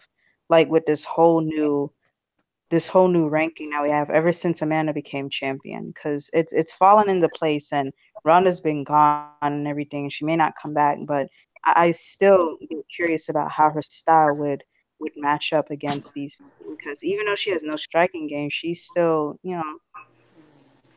tried to use what she had. So there's Okay. that. And then featherweight Holly. I mean, I don't really want to put Holly. I don't want to cement Holly into the featherweight division, but I wouldn't mind seeing her against Runner Sin, or I want to see her have a rematch against Duranime. I think, She definitely has to change camps. I, you know, that's my opinion. She has to change camps. She got to So do yeah, who do you something. and see Tay, we're glad to have you. Glad to have you in the stream. So I guess we need to ask you about some of this stuff. Okay, let's just try to play it back. Give us a rundown of your thoughts of tonight's fights. um, well, with the Jessica Andrade fight and with Tisha Torres, I mean, Jessica Andrade, man, that's a big, strong girl. I mean, she, Tisha did a good job at, holding her own, but Jessica is she's just so powerful. I mean, she kept slamming Tisha, but Tisha kept her guard up, and you know, I really can't see anybody really, Jessica. She's just so big for that division, you know. But and whatever fight was on. Definitely Marion. Oh my goodness, I really enjoyed that fight. I mean, Marion, she did her thing. Um, I was kind of worried in the first round because I was like, oh my God, she's on the ground. And, Sarah was just, I thought the referee was going to stop it, but Marion, she, 40 is the new 20. She proved a lot of people wrong. Like, because, just because she's 40, that doesn't mean that she doesn't, still got it. She got it. And I'm very proud of her. I really missed the Angela Hill fight though, but I'm really not a big fan of Angela Hill, you know, She an asshole. I'm especially when sorry. she did the cyborg because I'm really a big cyborg fan, you know. I really don't particularly care for Angela Hill. She's just to me, mm-mm. But definitely Maria Monroe. She definitely did her thing, and she's definitely I feel that she should do another fight, and definitely she deserves a title shot if that happens. I mean, she came a long way. Okay, yeah. I mean, yeah, she's definitely come a long way, and yeah, doing her thing, and well, But Ryan Reneau. Jessica, I mean, Okay. I feel Jessica shouldn't even be in that strawweight division. I mean, she just, I don't know, man. I mean, well, I she actually really think didn't she do a too flyweight. good. I mean, she really didn't do too good at 135. I mean, I watched that fight with her and Liz Carmouche, and I really feel that she doesn't do good at 135, but definitely she should be a flyweight, not a strawweight. She's just too big. Oh, I want to tell you something right there, though. She did have a chance against Carmouche because before Carmouche started grounding, pounding her into a Hmm. stop, you saw that one part where she actually lifted Carmouche the same way that she lifts the strides. Now she did that to Carmouche, and she had top position for a few good seconds, and she was doing work. But you know how Carmouche just gets back because she's tough too. So no, I think Jessica was just still very young and she was kind of inexperienced, so she was new Right. to the game. I don't think it even had too much to do with the weight. It was Jessica's technique.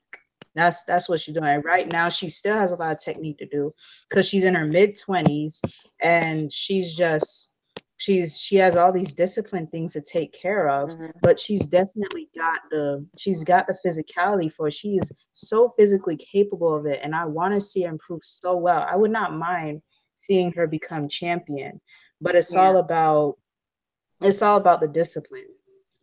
I mean, when she never gets, her cardio is so good. I mean, she never gets tired when she's in there. She never gets tired. And, only thing about with her is, she has a lot of power in her punches, but it's just, her movement is not all that good. And, when she throws her punches, it's sloppy, but she's a good fighter. But, she just, when she goes out there, she just comes straight ahead. She doesn't really move around that much. She, follows, her opponents. But, is, when she's in that octagon, I mean, she never gets tired. I mean, her cardio is just, it's on point. It's very on point. It's on She's point. a She never gets time when she has you up against that cage. It's like, you can't even get out of there. I mean, she just throwing punches after punches. You know what the key to beating her is that you have to act fast. Yes. Because when Andrade like gets on you and stuff, she'll take a few seconds before she decides what she want to do to control you and everything. And that's Hmm. exactly when Lana has a very quick reaction.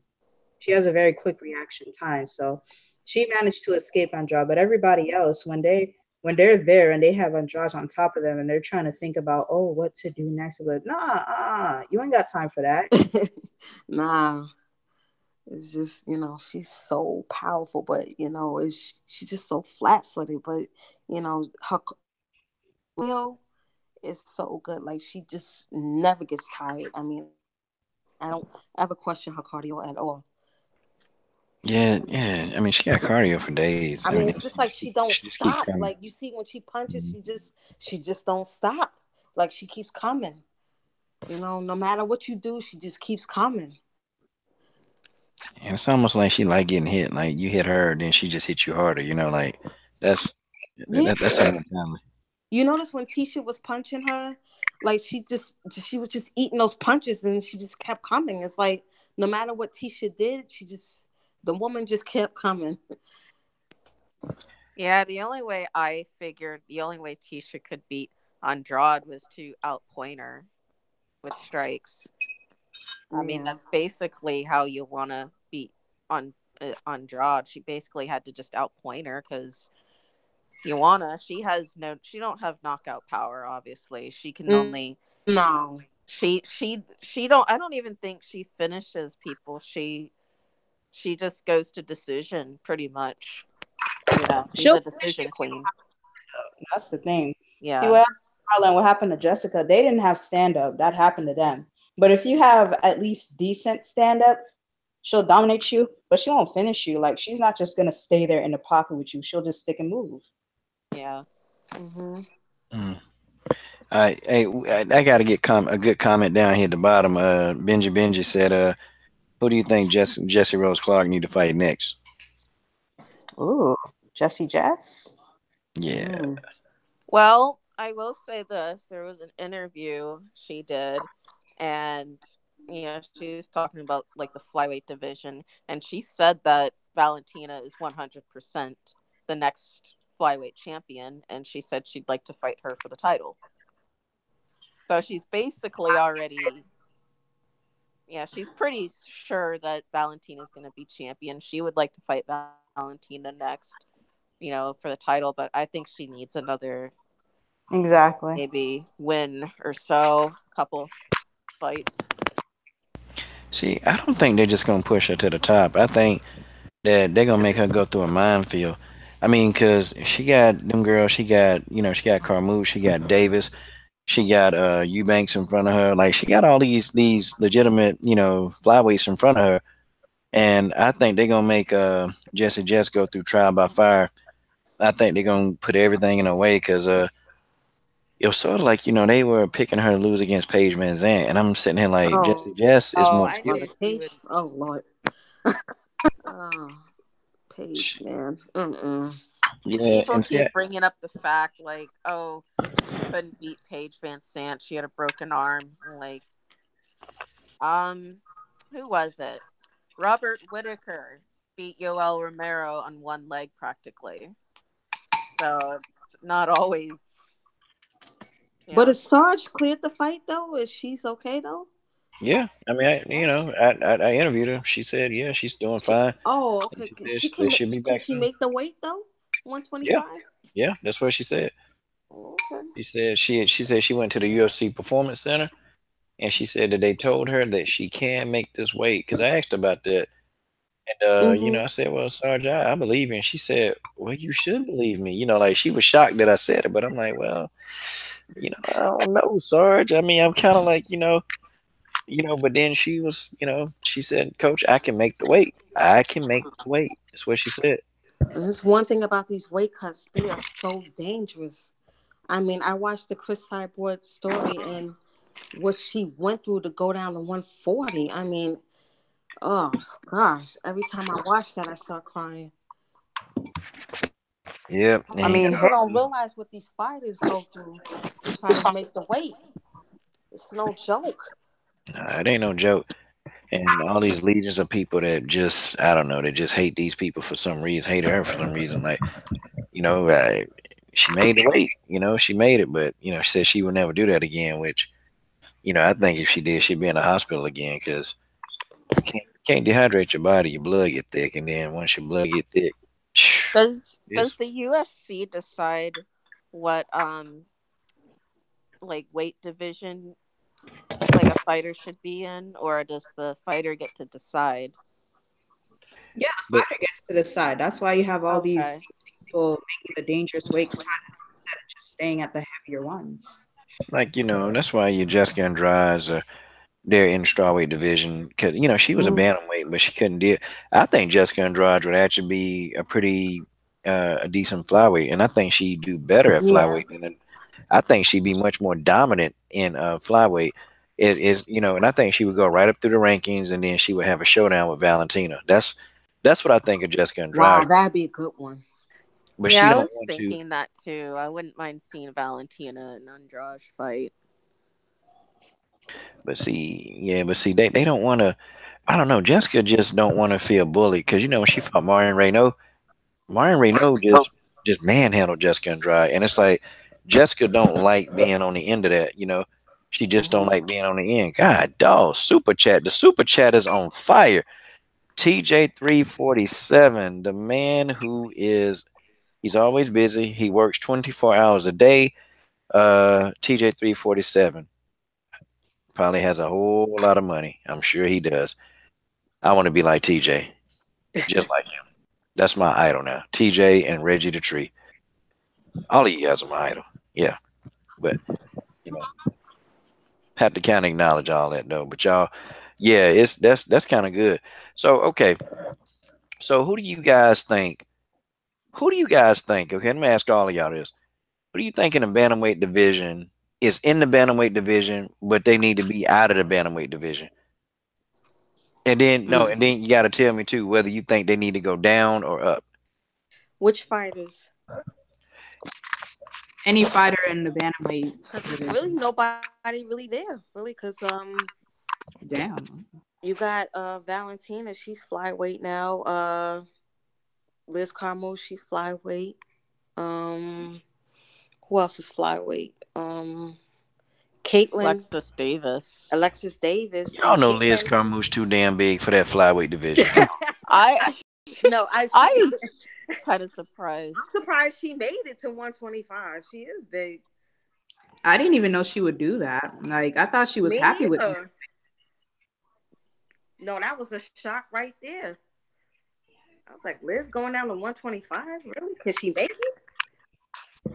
Like Liz Carmouche got muscles in her nose, man. Like I know, Oh, got a darn, got a forehead that can expand with exercise. I mean, what I think it is. I think that little illegal up kick that she did to cheat her way through the win against Valentina might have got to Oh her. yeah. Like, okay, you know what? I could do this. I could do this. All y'all get out the way because I'm about to get right up there. That's and probably then what she said. and then Caitlin says she's not going back to 135. She's staying at flyweight. She says she's comfortable in 125. right? No, she not. Look, Caitlin. You said Caitlin Very. No, who No, you what's her last name? The Carmouche. blonde fighter. Yeah. Wait a minute. I don't think Liz got blonde hair, but who you? No. Caitlin. Caitlin Chikugian. Yes. She said Yeah, she's not okay. going back to bantamweight. She said she's staying at flyweight. Yeah, yeah. She probably need to stay because she was a small bantamweight, and Mm-hmm. she couldn't deal with it. And see, people don't get that weight matter. That weight matter. It's Oh different yeah. when you sparring somebody who can be your weight, and then you sparring somebody or you fighting somebody who can come in 20, 25 pounds heavier than you on fight night. It's different. And she went in and she got two-piece like a KFC menu. Oh Yeah, God. Oh my God.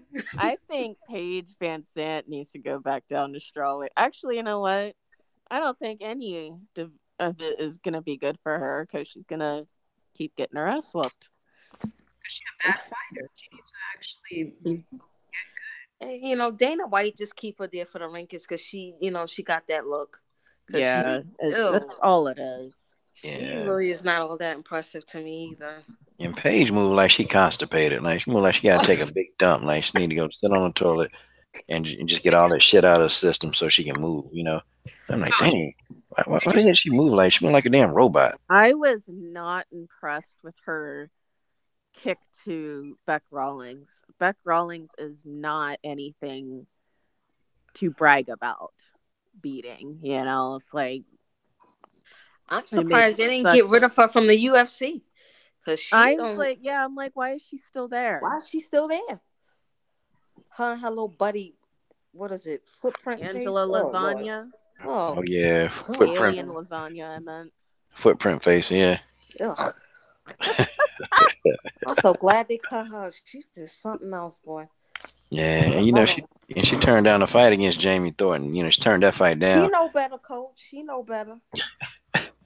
She said it because of the pay. She was saying that Oh, yeah, please. hey, what $3,000 ain't enough. Well, hell, you ain't getting nothing now because you ain't got no damn job. You better take the damn fight. And And I'm surprised with Sharon Knapp from Invicta. Aren't they accepting her?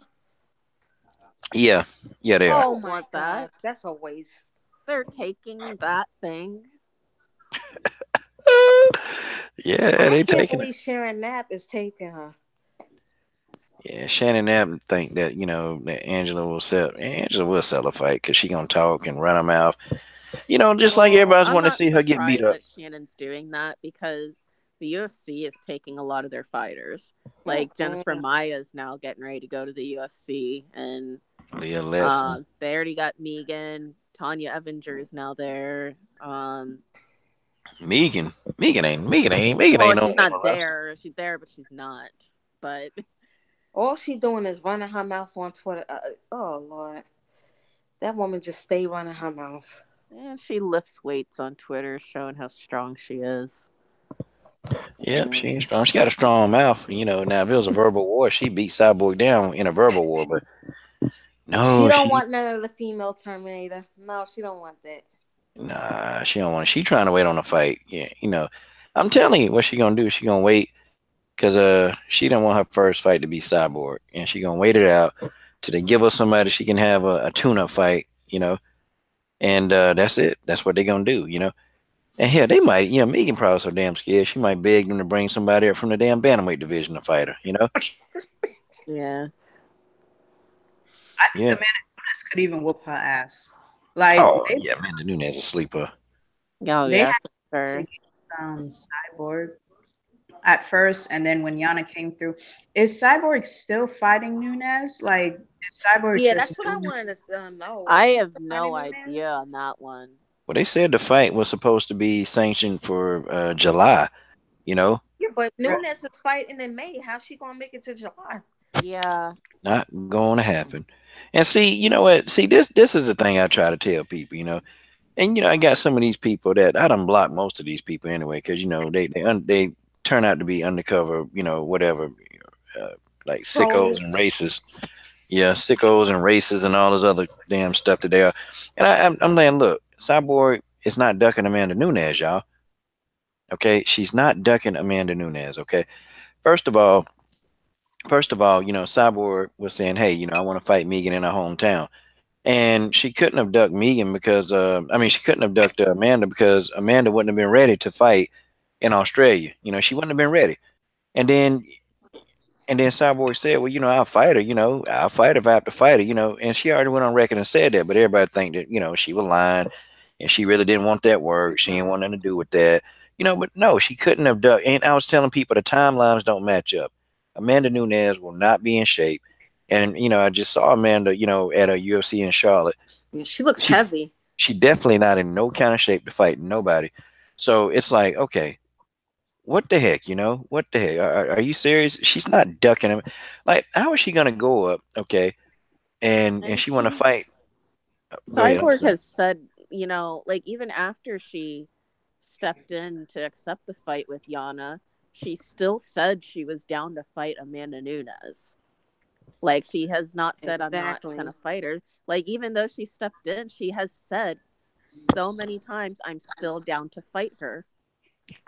Because what she said was that she wanted to fight a legit featherweight first before she fight Nunes, and I can understand that because Cyborg is a featherweight, and Dana White needs to bring on the featherweights. But she never said anything about not fighting Nunes. Guys, I gotta call out the super chat again, Reggie. Appreciate you, brother. God dang, but I don't even use the word God, but God, dog. Thank you, man. I appreciate it, man. I'm gonna be hooking these kids up, man, because tomorrow I'm gonna show you some of the equipment because I got to take them to they got a track meet, last chance meet. So I had to take them there, and I'm gonna spend all day, and then, brother, Appreciate it, man. Super chat, super chat. I can't sing super chat, but I'll do this for you, Reggie the Tree. I do my Jason Perillo impersonation. Um, Reggie the Tree, thank you. I don't know how to fight. Me, Jason Perillo, I don't know about fighting. Oh Huh. God. Well, that's laughable. That's just totally asinine. I mean, I tell all these guys they can just kiss my ass if they don't think I don't know about fighting, because I do. Yeah. So give him that. I give him that. Thank you, Reggie. Appreciate you, man. So, who do you think, guys? And I don't know if y'all know a whole lot of flyweights because they don't publicize it. But Leah Letson's coming in. She's coming in into the division. Who else do you guys want to see in the division? If you know of anybody. In the Well, she's flyweight gonna be division. fighting what, Hmm. featherweight or bantamweight? Lena Letson. Well, I think they're gonna bring in at the featherweight division. Leah, Mm-hmm. when I asked Leah, I text Leah, she said she kind of didn't know that. Um, She said she really didn't know what they're gonna allow her to be at, but she's thinking that her first fight may be at featherweight. That's what she's thinking. I would like to see her at featherweight just because they do need more women. They need more people I, to. I mean, I hope Dana doesn't screw her over like how he did Cindy, because that was really messed up. I mean, it seemed like after the fight with Alexis, they just let her go, and I don't want to see that happen to Leah. Yeah. What happened to Cindy? I mean, after she fought Alexis, they pretty much let her go, and I don't even know why. I mean, they just let her go. I think they were just mad because she stopped the. I think they market Alexis Davis when she's in the game. I think they find her marketable and stuff, and I think because Cindy, but then again, Cindy is pretty marketable too. So Hmm. I don't know why I don't know why they ghosted her. They're just very unpredictable. They're sloppy. They're messy. They just don't. I'm saying this like they just don't give two dams about the women's featherweight division. Well, they did Cindy wrong too. First you're Yeah, gonna they bring the did. girl in. You're gonna bring the damn girl in. Okay, you're gonna give her a short notice fight. And then you wondering, why that she didn't do so well in a short notice fight that she didn't have. Like, I'm talking about they literally signed her, and then 3 weeks later, she got to Bam, be in she was shape. gone. Yeah, she fighting Alexis Davis. And all Cindy could do was take Alexis down and kind of lay there to try to recover energy. And that's not the best version of Cindy Dandois because she was out of shape. Now the Cindy Dandois that fought King Rena, that's the best version of Cindy Dandois. That's the one that the UFC never got a chance to see because they so damn biased and they got who they want. You just brought the girl in there to. I mean for what? Why bring in and take her out? Well, she didn't put on a performance. Well, at least give the girl 6 weeks to damn train. To get ready for the damn fight. You know, Yeah, but that was cool. yeah, it was real cruel. It was cruel. And Cindy, I'm gonna tell you on social media, if you get at Cindy, she'll respond back to you because she's a teacher. And I hit her up. I hit up on social media. I sent her a long message, and she started replying back and forth to me. And I asked, I said, "Listen, why are you out of the UFC?" And she told me, "Yo, my guess is as good as yours." I said, "What is it because of your age? I mean, what?" And so she was like, "Well, I really don't know." I said, "Well, I mean, what do they expect?" Oh, they let her go. Go. Yeah, Yeah, they they let her they cut go her. after They that cut her. fight. That was Oh, it. They cut her. I thought you meant they just weren't booking her for a fight for a while. I didn't know they Mm-mm. let her No, go. she's at Go. Rising. Yeah, No. Oh wow. they cut her, and she was upset about it. She's still upset. And she told me straight up. She said, "The fight that I want to fight Cyborg. I've been saying it, and they don't want to do that. If she have time to train, she's more competitive. But come on, like they should look at how she fought King Rena. King Rena was undefeated. That's the rising star over there, and she went in there and she she showed King Rena what skill really is. She showed it to her.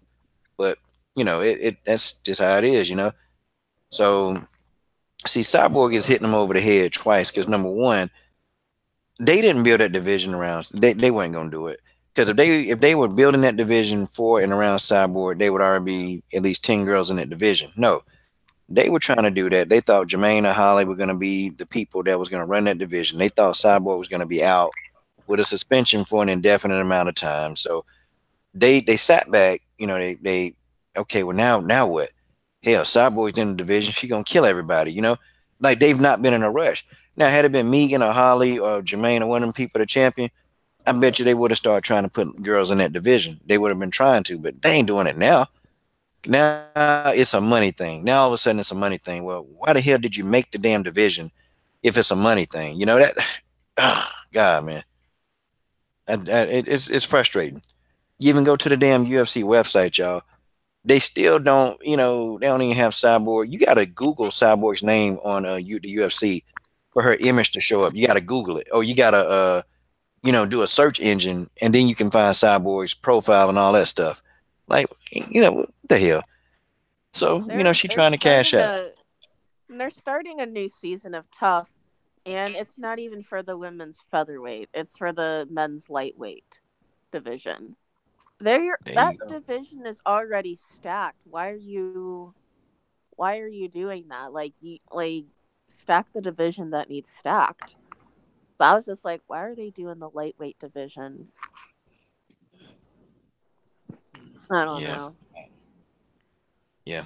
It irritated me why why would you make an Ultimate Fighter season for a division that's already stacked instead of the one that needs filled?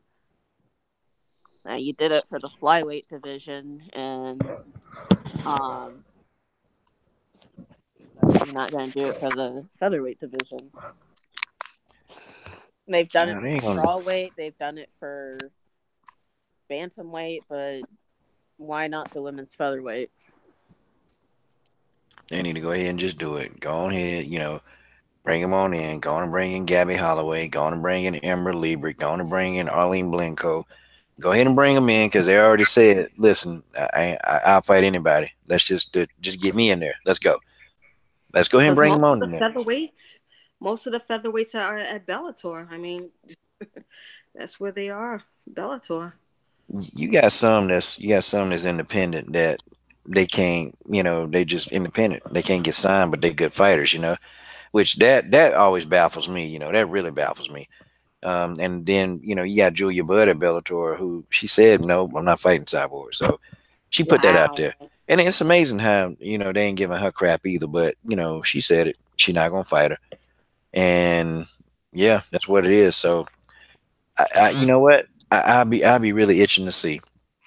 I'd be itching to see how that division going to play out when Cyborg leave. Because I'm going to tell you, if Cyborg leave the UFC, if she just happen to leave and, play out all the fights on this contract and don't return, and if that featherweight division comes to fruition, I'm just going to say, I told you so. I told you so. I think once Cyborg leaves, it's going to fill up pretty quickly. I do too. And people are, man, Coach, these are conspiracy theories. They're conspiracy. But, look. When she went to the UFC retreat, they ain't even have her name in the media guide. Now, stop it.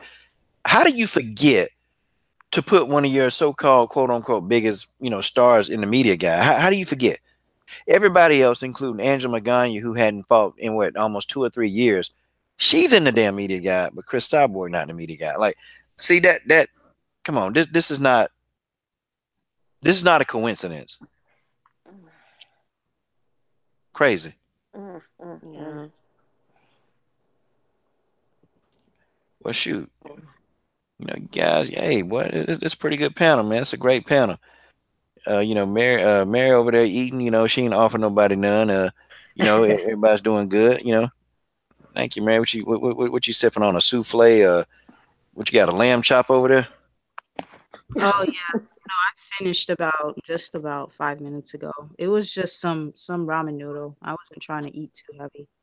Okay, hey, got you a ramen noodle and put a little piece of chicken slab in there. Hey, girl, you doing good. I'm just playing. Well, guys, do you guys have anything else y'all want to talk about? Before I say, let's wrap it up or let's wrap it in. I mean, There was one thing, but I kind of forgot after listening to y'all talk. But I think it's gonna come back soon. I don't know. Wait a We'll minute, see. Mary. You kind of too young to be forgetting stuff now. No, it's because we were talking about. Okay, we talked about the featherweight division. We talked about fantasy matchups, and then we talked about how each fighter is gonna do and what happened and what's in the future for them and stuff. Yeah. Yeah, we talked about a whole lot of stuff. We covered a lot. And my man TJ, Mary, he ain't gonna let you off the hook. He said you eating Booger King. Now listen, Burger King. that's what he said. He said you eating Booger King. TJ is my guy. TJ's always right. I can't eat Mary, that stuff no more. It makes me sick. yeah, I can't. I My don't. body starts rejecting it now. Yeah, I had to become a vegan. I can't eat that crap. Mm. Yeah, Burger King, McDonald's, all that. That food, like, ugh. Ever since I stopped eating it, and now if I eat it, my body just totally rejects it. Yeah. I don't think that's food. That's they put. It's not even hamburger. They put the beef part, and then they put all the other stuff. The ligaments and bones and no, that stuff Oh makes me man, sick. I just ate ice cream. Stop it. Yeah, it's okay. Yo, you know what it was? That it was. I heard that Misha Tate said she's coming back to UFC out of retirement, but she's going to featherweight this time. Are you serious? Yeah, she's considering coming back to. She's Oh going to Lord. instead of And she, bantamweight because and she She She talk, needs to about to have keep a her pregnant baby. butt away. and she talk all that She junk needs to about keep her Cyborg. I pregnant would love. behind away. I they let you see her in the fight. love her. I would love to see her face Cyber, her number one undercover fan. She'll be out Oh in my goodness. 45 I mean, seconds. She's she completely tailor just made for Cyborg. Completely tailor made. Because There's if a no man competition.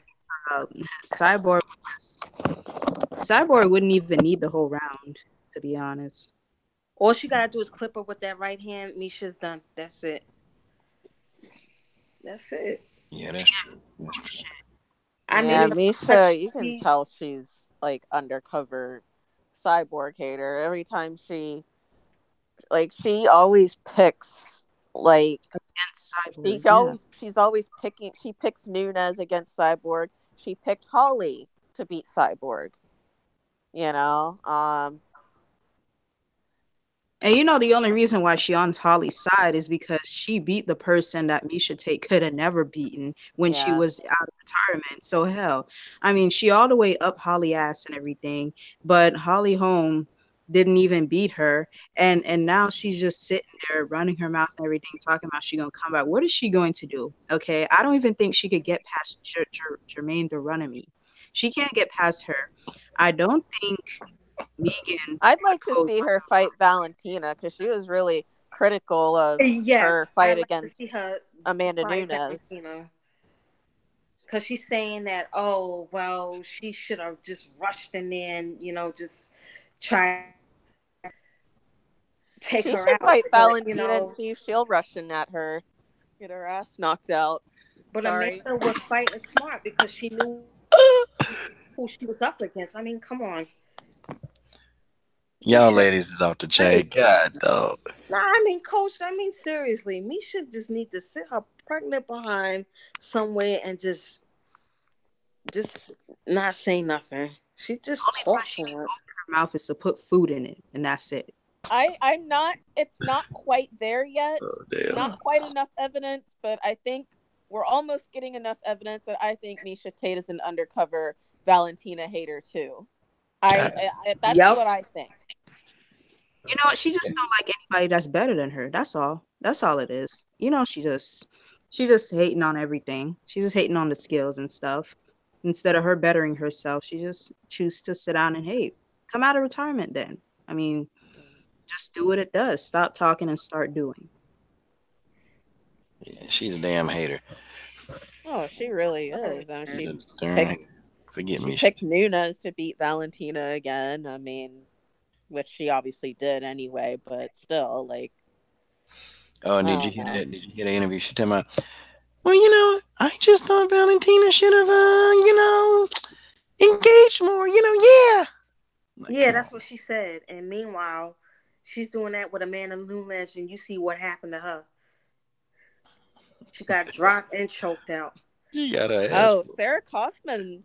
I remember after that controversial split decision between Amanda and Valentina for the title, because I was looking at fighter reactions, and Sarah tweeted something like, being on the controversial end of a split decision, I know what that's like. She said, sorry, Valentina, you should have did more. Oh Lord. She said that to her. She tweeted that, basically saying Valentina should have did more. You know what? I She would. wasn't talking about doing more when Ronda Rousey was fucking her shit up. She was over there, especially the first fight. She rushed into Ronda Rousey. Ronda submitted her the first round. The second round, Misha gave it all she got, let go, cut some slack, and still got submitted. And she was winning that fight. I had her winning those rounds. So And you saw hell, what Kat Zingano did to her. Need her to death. exactly. Like Oh yeah. she need to just really shut the hell up. Assume the position, Misha. I mean, even Rocky Assume the position. Rocky dominated her ass. I mean, come on. Yeah, Rocky beat the wheels off Misha Tate. And that's when she knew that she had to go. She said, well, I'm going to put in for my retire. I got to retire now. Come on, Misha. Come on, Misha. Come on. God, dog. And Oh, and she here's wants to another fight thing. featherweight now? Give me a break. She said she's down to go to WWE. Misha Tate. Oh, Lord. I mean, just. Ronda Rousey's there. She's jealous of Ronda Rousey because Ronda Rousey, despite getting her ass knocked out twice now, Ronda's still a trending star. You know, she said she's down to go to WWE, and I think it's because Ronda's there and she's She massive should be down, star. period, and stay down. Yeah, she might get another armbar. Who knows?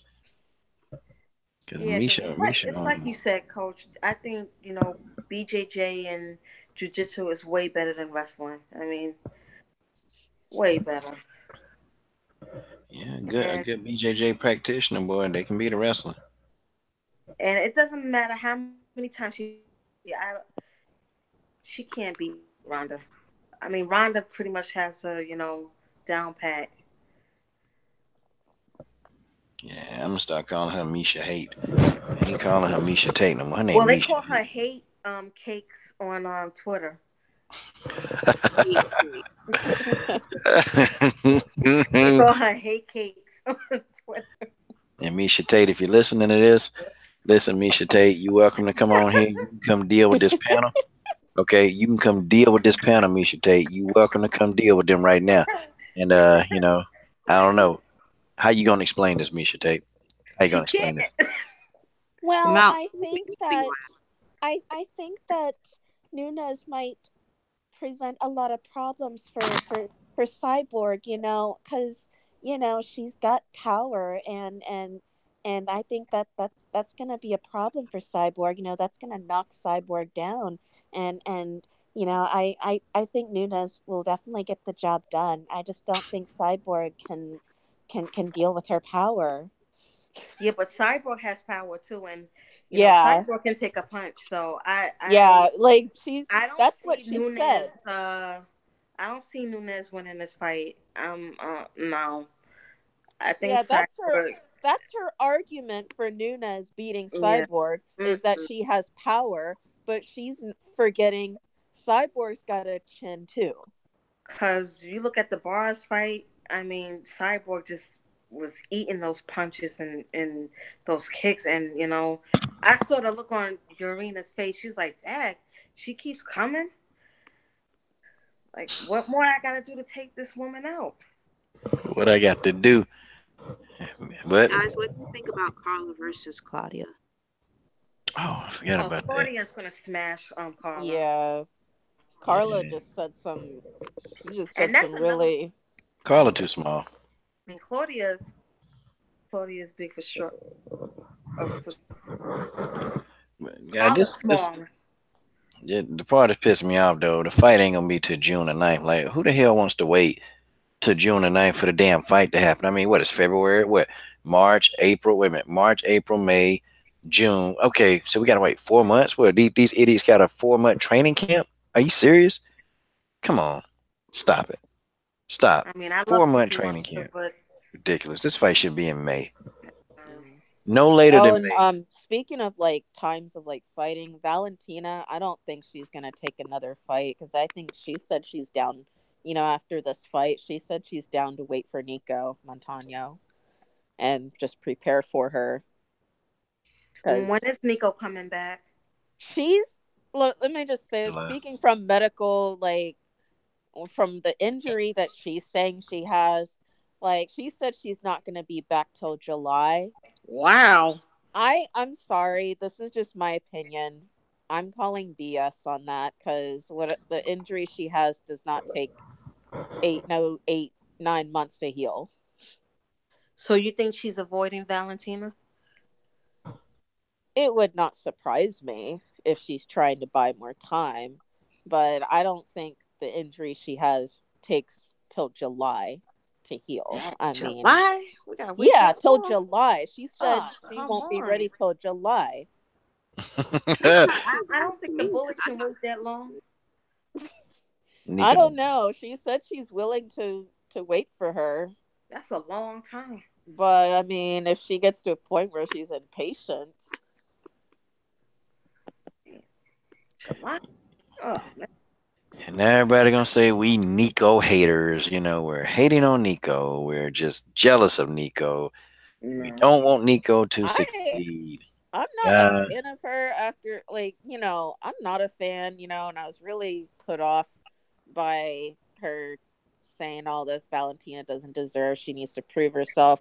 But like what was I gonna say? Totally lost what I was about to say. But like I've given her props. Like people say I disrespect her. And like no, I'm not. Like I'm not a fan of her, but I've given her props. She's won the Ultimate Fighter, and she worked very hard to get through there. Uh she was seated what 14th, like all of that is great, and I will give her props for that. But now it's time to deal with the big dogs, you know. Like that's really all I'm saying. mm, yeah, true that. True that. Mm. Yeah, true. All right, Reggie the tree is out. TJ is out. TJ called us all Misha Tate haters. Thank you, TJ, for the kind words. TJ, we can't do this without you. Yeah, that's just the way that is. Yeah. Picking on him, just picking on him, just messing with him. Well, guys, it's been an eventful, fun night. Guys, we definitely gotta do this again. Well, I'm Uh, glad I was able to talk to you, Coach. You finally get to hear me. yeah, yeah, yeah. It's been a treat having all three of y'all. Mary Thomas, who says it like it is. Good term, babe. She says it. She says it very eloquently. And then you, Tay Tay, you just come in with this New York accent, and then you just kind of take us on home. God Almighty, Pretty much. awesome. You probably should have called Cyborg to join us while we had Megan on here. And Oh, you know what's funny about Cyborg? You I know the can't do movie sound. Fight Valley. I don't know if y'all heard of him, Jefferson Sanders. Um, I'm pretty much training with him now. Oh, okay. Also, Tay Tay, Yeah. you fighting? Well, just to get in shape. He plays stakes in Fight Valley with Chris Cyborg, and pretty much on Saturdays I do a little session with him. Oh, that's what I'm talking about, Tay Tay Brown. We're gonna see you. We're gonna see you doing a hook kick. We're gonna see you jabbing to the body, push kicks and stuff. We're gonna be seeing that from you. Nah, just to get in shape, no fighting, just all love, no fighting. Okay, okay. Wait, well, you should love to go in there and whoop somebody's ass real quick. Misha. Yeah. And everybody say, "Hey, we're waiting for a cyborg interview." You know what? I'm waiting too. Hey, it's nature of the business. You know, I really, I would love a cyborg interview one day. I just got to keep buying my time. I That would hope. be so cool. She I'm seems waiting like on a boxing to get themselves together because we Yeah. need to make this Thurman and this Errol Spence fight happen. I'm so Yes. tired of them. I'm And then so sick. Sean Porter with his big head coming on there, talking about, oh, I want to do this. And like, nobody don't want to call out Errol Spence Jr. Well, you see, here go. Yeah, see, Keith Thurman. His whole response is, Oh, "Listen, Lord. listen, listen, listen. If you can beat me, beat me. If you can beat me, beat me. Um, well, I'm not afraid of Earl Spence, and it's just a slippery slope. Uh, but I got to deal with business. It's business. This is business. And these guys can beat me. These guys can beat me. I got a O, and baby, I'm not afraid to let it go. If you ask me how, Oh, I don't you know, understand it. The best should be fighting the best. yeah, I'm so fed up with boxing. Oh, You Lord. know what? Women's MMA is therapeutic. I can talk about it because the best It's are fighting the popping right best. now. Yeah, it's pretty much cranking. Yeah, boxing. Yeah, we doing fantasy matchups, y'all. I don't know, Mary, if y'all keep up with boxing, but we doing fantasy matchups in boxing. That's what we doing. That's what the LDBC is doing. Fantasy matchups, and you got Anthony Joshua don't want to fight Wilder. Keith Thurman don't want to fight Errol Spence. I'm I'm sorry, not telling you. Showtime. Showtime Sean Porter running up on everybody. Running up on Danny Garcia. Won't run up That on. was funny. I mean, it's like the biggest soap opera. I'm serious. A bunch of men, grown men, that's providing a soap opera. And you got Andrew Garcia who still can't. Oh, well, Danny didn't lose, and everybody's criticizing Danny. No, nobody's Oh, criticizing Lord. Danny. I'm so sick of that. See, I'm disgruntled with boxing. That's Don't just want to boxing. unify the belts. I mean, nobody don't want to fight Crawford. I don't know what's going on here. I mean, it's just Yeah. too much, man. I probably have to get a boxing stream going one day. If I really want to talk about it, and then Golden Boy don't want to address the email, so can't talk about them. I was a big Canelo. Fishnet. Yeah, I was a big Canelo Alvarez fan, but I ain't talked about him in 14 months. And then you got Tom Loeffler keeping Triple G from all the fight. But I'm sick of boxing. I can't stand boxing right now. Yeah, I hate boxing is dying right now. I think you're right. They need Dana White up in there because they wouldn't be able to. I hate to say it, but Dana need to pop up in there. Yeah, it's boxing. Boxing is a farce now. It's a minstrel show. Boxing, Well, I and got Wilder winning against Ortiz. yep, that's next weekend. Now I'll be covering that. I hope he do. I hope he knock him Oh, out because yeah. but then if he knock him out, Wilder won't get credit. They're gonna say Wilder he fought somebody who old, and Ortiz is what 30 something, but they're gonna say Ortiz is really 50. You got the Wilder detractors, and then Wilder gonna be defending himself. Well, I'm gonna tell you something right now. I'm gonna bless him. I'm gonna bless him. I'm gonna give you. I'm gonna come in. I'm gonna knock you out, and then I'm gonna love you because I'm gonna bless you. And we're gonna hear that all day. And then Rona, man, he just don't know how to stay out of trouble. I mean, straight up clown. Broner's a waste of space. Oh God. Waste of space. I'm sick of him. And then Floyd, he talking about he want to get into to fight Conor McGregor. I mean, come on. In the octagon, Floyd get kicked in the head. I laugh. You know what? Yeah, go on and make that fight. Kick Floyd in the head. Yeah, do it. He thinks Hey, he thinks he can handle it. Sick of Floyd Mayweather. Sick Not of in him. the octagon, he can't handle Conor. I mean, Yeah. all Conor has to do is but probably he just thinks submit. he can. Getting on Twitter, making videos of him being in the octagon, thinking he can get in there. I'm so sick of him. I'm sick of Floyd. Sick of all these he guys don't protecting he have him. enough money as it is? I mean, Ain't no telling. He Ain't no probably telling. blows it all real quick.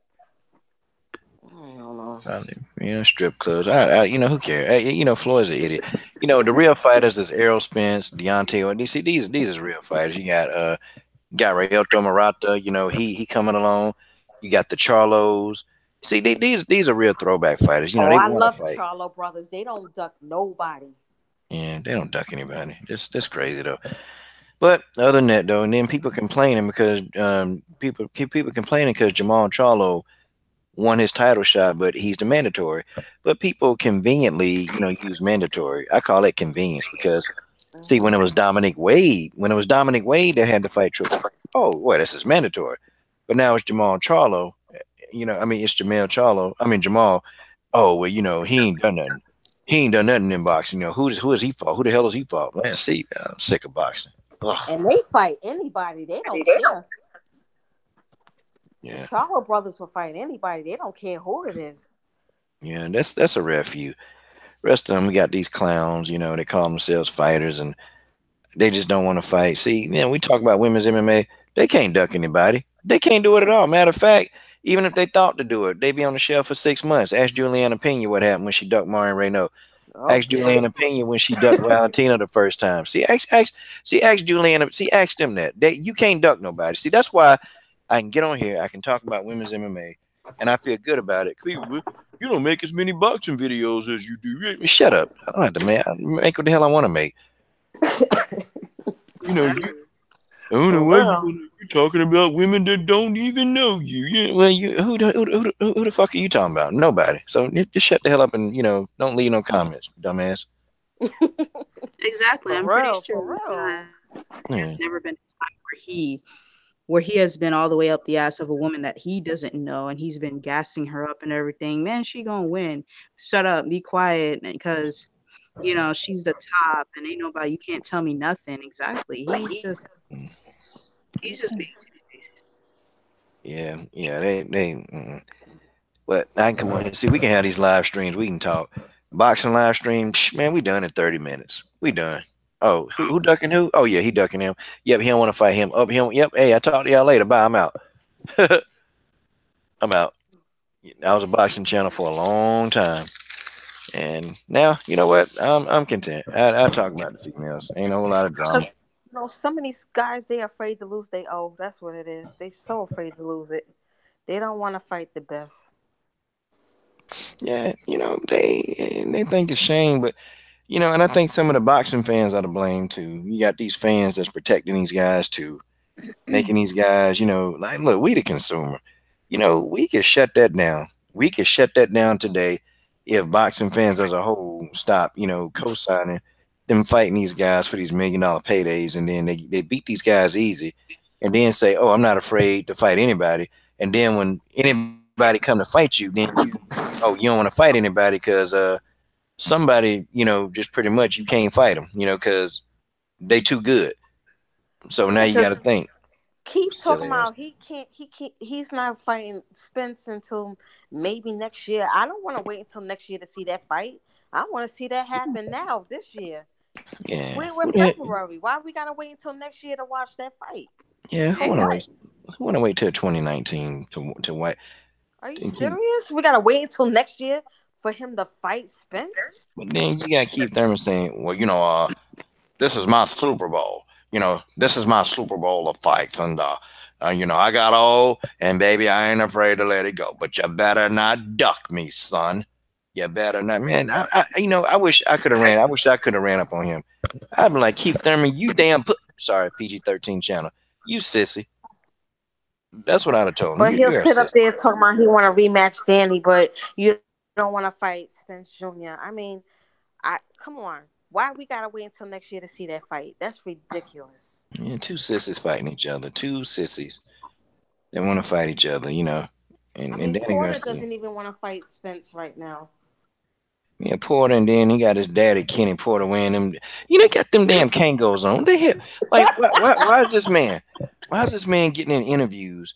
He got the Kango on, got the damn cross, and I know he ain't going to church. Why does he have a cross? What is he wearing a cross for with a Kango? He look like a pimp, like a Nino Brown wannabe pimp. Oh my You know, God. he got them darn he got them shaft shades on. Like what he got on them old people shades that they can't see in the sun? What the hell you got that on? And then he's sitting here trying to talk some junk about somebody. And then you got Showtime Sean Porter, He's sitting there. He don't know if he want to have braids in his hair. He don't know if he wants his hair to be nappy. He don't know if he want to have a fade. Then he want to come in and try to demand keep Thurman tell him something. And dude, shut up. Just go sit down somewhere. Go, all of y'all dudes, stupid idiot, bunch of idiots, man. All of them dumb. All of them, man. Oh, God. my goodness, man. They need to make It's like, something happen this year because I'm tired. I'm yeah. so tired of it. Like, y'all, we giving y'all a rundown of what's really been happening in boxing, And then you got people, you got Alexander Povetkin, he talking, he can't stay clean, Y'all think John Jones bad. Hell, Alexander Povetkin, he done popped more than anybody in the whole planet, I mean, this dude can't stay clean, He cannot stay clean. I don't care if you clean him with Clorox bleach, he still come dirty. Like, Oh, wow. yeah, guys, it's bad. It's bad. And see, the ducking in women's MMA, y'all, that's not that bad. I mean, heck, we put pressure on the fighters a little bit. And what does Dana White do? He make the fights. That's all we do. We sit on here, we talk junk, and then we put out a video. And we know Dana White, they probably see these videos, y'all. And then we put pressure, and guess what? We always end up getting the fights we want to see. Like Chris, what was Chris Cyborg saying? Well, I don't want to fight. I want to fight Megan Anderson first, but the majority of the fans wanted to see her fight Amanda Nunes. What did Dana say? Oh, yeah, that's the fight I want to book. Yeah, that's the booking fight. Yeah, I'm going to book that fight. Ain't happened yet, but I'm pretty sure Dana's going to find a way to book that fight. We're going to get to see that fight. Is. If he say he going to do it, he going to do it. Then we said, hey, you know what? Cyborg versus Holm. Hey, that's a good fight. Yeah, I want to see that. Guess what happened? We got Cyborg versus Holm. See that? All the fans in MMA, we got to do is complain that we want to see a fight. And most of the MMA fans on the same page, too. Yeah, I want to see that fight. And they listen to the fans. These fights we want to see. Now, they need to listen to us about that damn $65 pay-per-view that you think somebody going to pay to watch Cyborg. Ain't nobody going to pay that because you ain't promoted right. So I don't want to pay that. But we're going to get the fights that we want to see. Yes. Cyborg is going to win that fight. It's just like you said, Coach. Yana is food for Cyborg. Yana's food. Yep, the Jackson Winklejohn curse will come into fruition. Guitar babe, whatever you do, if you ever get close to that place, you better sprinkle yourself with some holy water, Mary. You might want to take some ramen noodles and just put it at the doorstep, and put the ramen noodles at the doorstep, and you cross over the ramen noodles. This will bless you, Mary Thomas, and you will not endure the curse of the Jackson Winklejohn gym. Okay, I'm telling you. Holly needs to do something because if she don't, she gonna keep losing. Yeah, it's. And what I can't stand is she does. She always announces her punches. Like she sounds like Raul from Street Fighter. Like, stop doing that. Are you talking about that? Are you kidding? That noise she makes before she. Oh Lord! Like, stop somebody. It, girl. Oh man, you called her Ryu. That's funny. That's funny. She can't. She better shoot the fireballs out of hand. That'd be cool. No, but it's like you said, Coach. She does the same. Because I watch most of her fights. It's the same combination over and over. And soon as Valentina, point that out, then Jermaine did, and I knew Chris Cyborg was going to do it. Yeah, it's still bad for me though with the Holly Holm fans, the ones that said if Chris stand with Holly Holm, she gonna lose, and because Holly's a champion boxer. I'm like, man, look, this is the damn octagon, okay? This is the damn octagon. Look, you boxing and in the octagon, you got some properties that match up, but when you boxing in the octagon is different than boxing in a ring, And I said, I was telling people, Cyborg gonna get in here. And she gonna outpoint Holly. She gonna beat Holly at her own game, and she gonna probably finish Holly. That's what I predicted. But Chris Cyborg made it look easy. She outboxed Holly Holm. Just boxed her. Boxed her easy. She held back. I even think she held back a little bit. I thought she could have got out of there, but shoot. Holly Holm went the distance. Yeah, this version of Cyborg, she's very technical and patient. She's not like that berserker that we saw back in the days. I mean, some of it did come, you know, Cyborg, she really did, do a good job. And, Holly, she definitely has heart. One thing I can say about Holly, definitely has heart. But she definitely has to come up with a different game plan. Not that same combination over and over because, you know, it's, it's pretty much, you know. Yeah. Yeah, the fighters are catching on to it because she's Yeah, doing they the are. same thing, so they already know what she's gonna do. Then you got not Especially just when she announces her punches, they pretty much know. just 2 years ago, Holly Holm ain't have a lot of people trying to call out.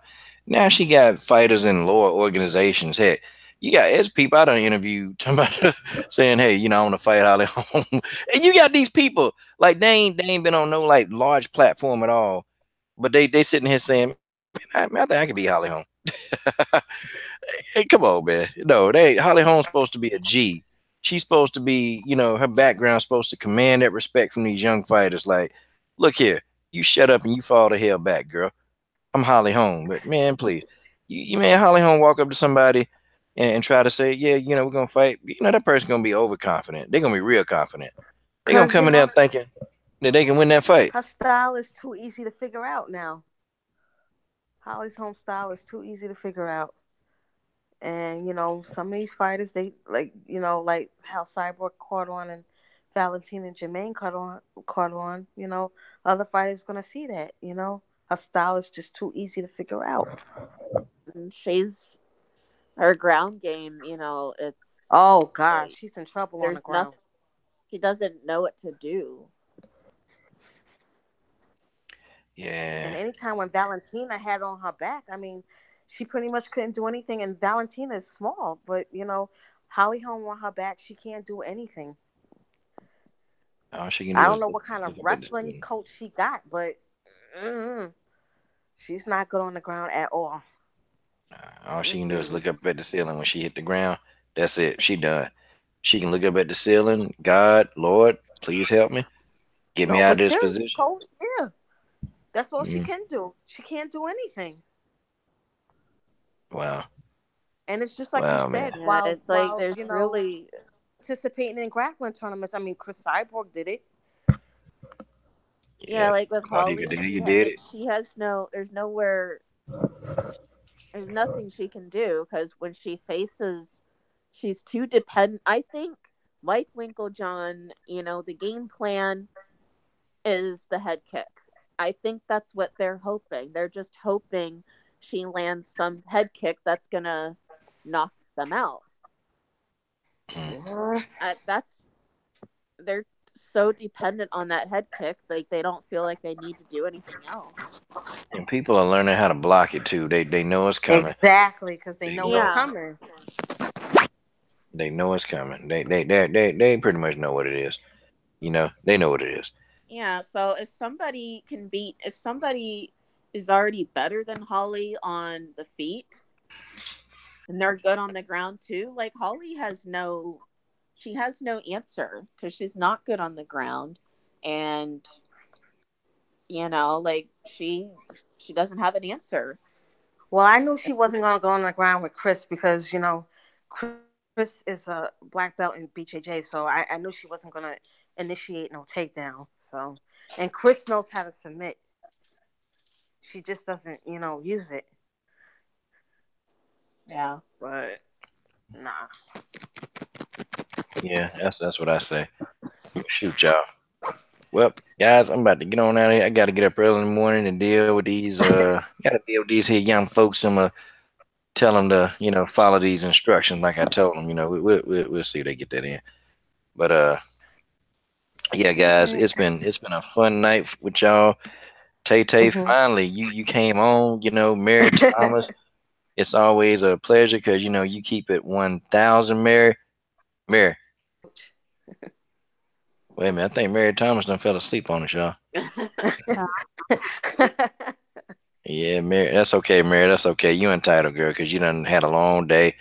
You know, I got aggravated you earlier today, so thank you, Mary. Appreciate you. Uh, yeah, ladies, appreciate all three of y'all. I mean, this is cool, guys. This is cool. I mean, definitely it's a channel for the fans, so I'm glad we can all come on here and everybody just talk. We not experts, y'all. We just fans. That's what we are. Yeah, that's all. Yeah, I don't No know a lot of problem, stuff. I'm Coach. just Me a too. fan. That's it. Yeah, Just a I just fan. give my opinion, and that's all there is And that's to it. You either take it or leave it. That's it. it. Yeah, we just put it out, put it on out there, y'all. Everybody's original.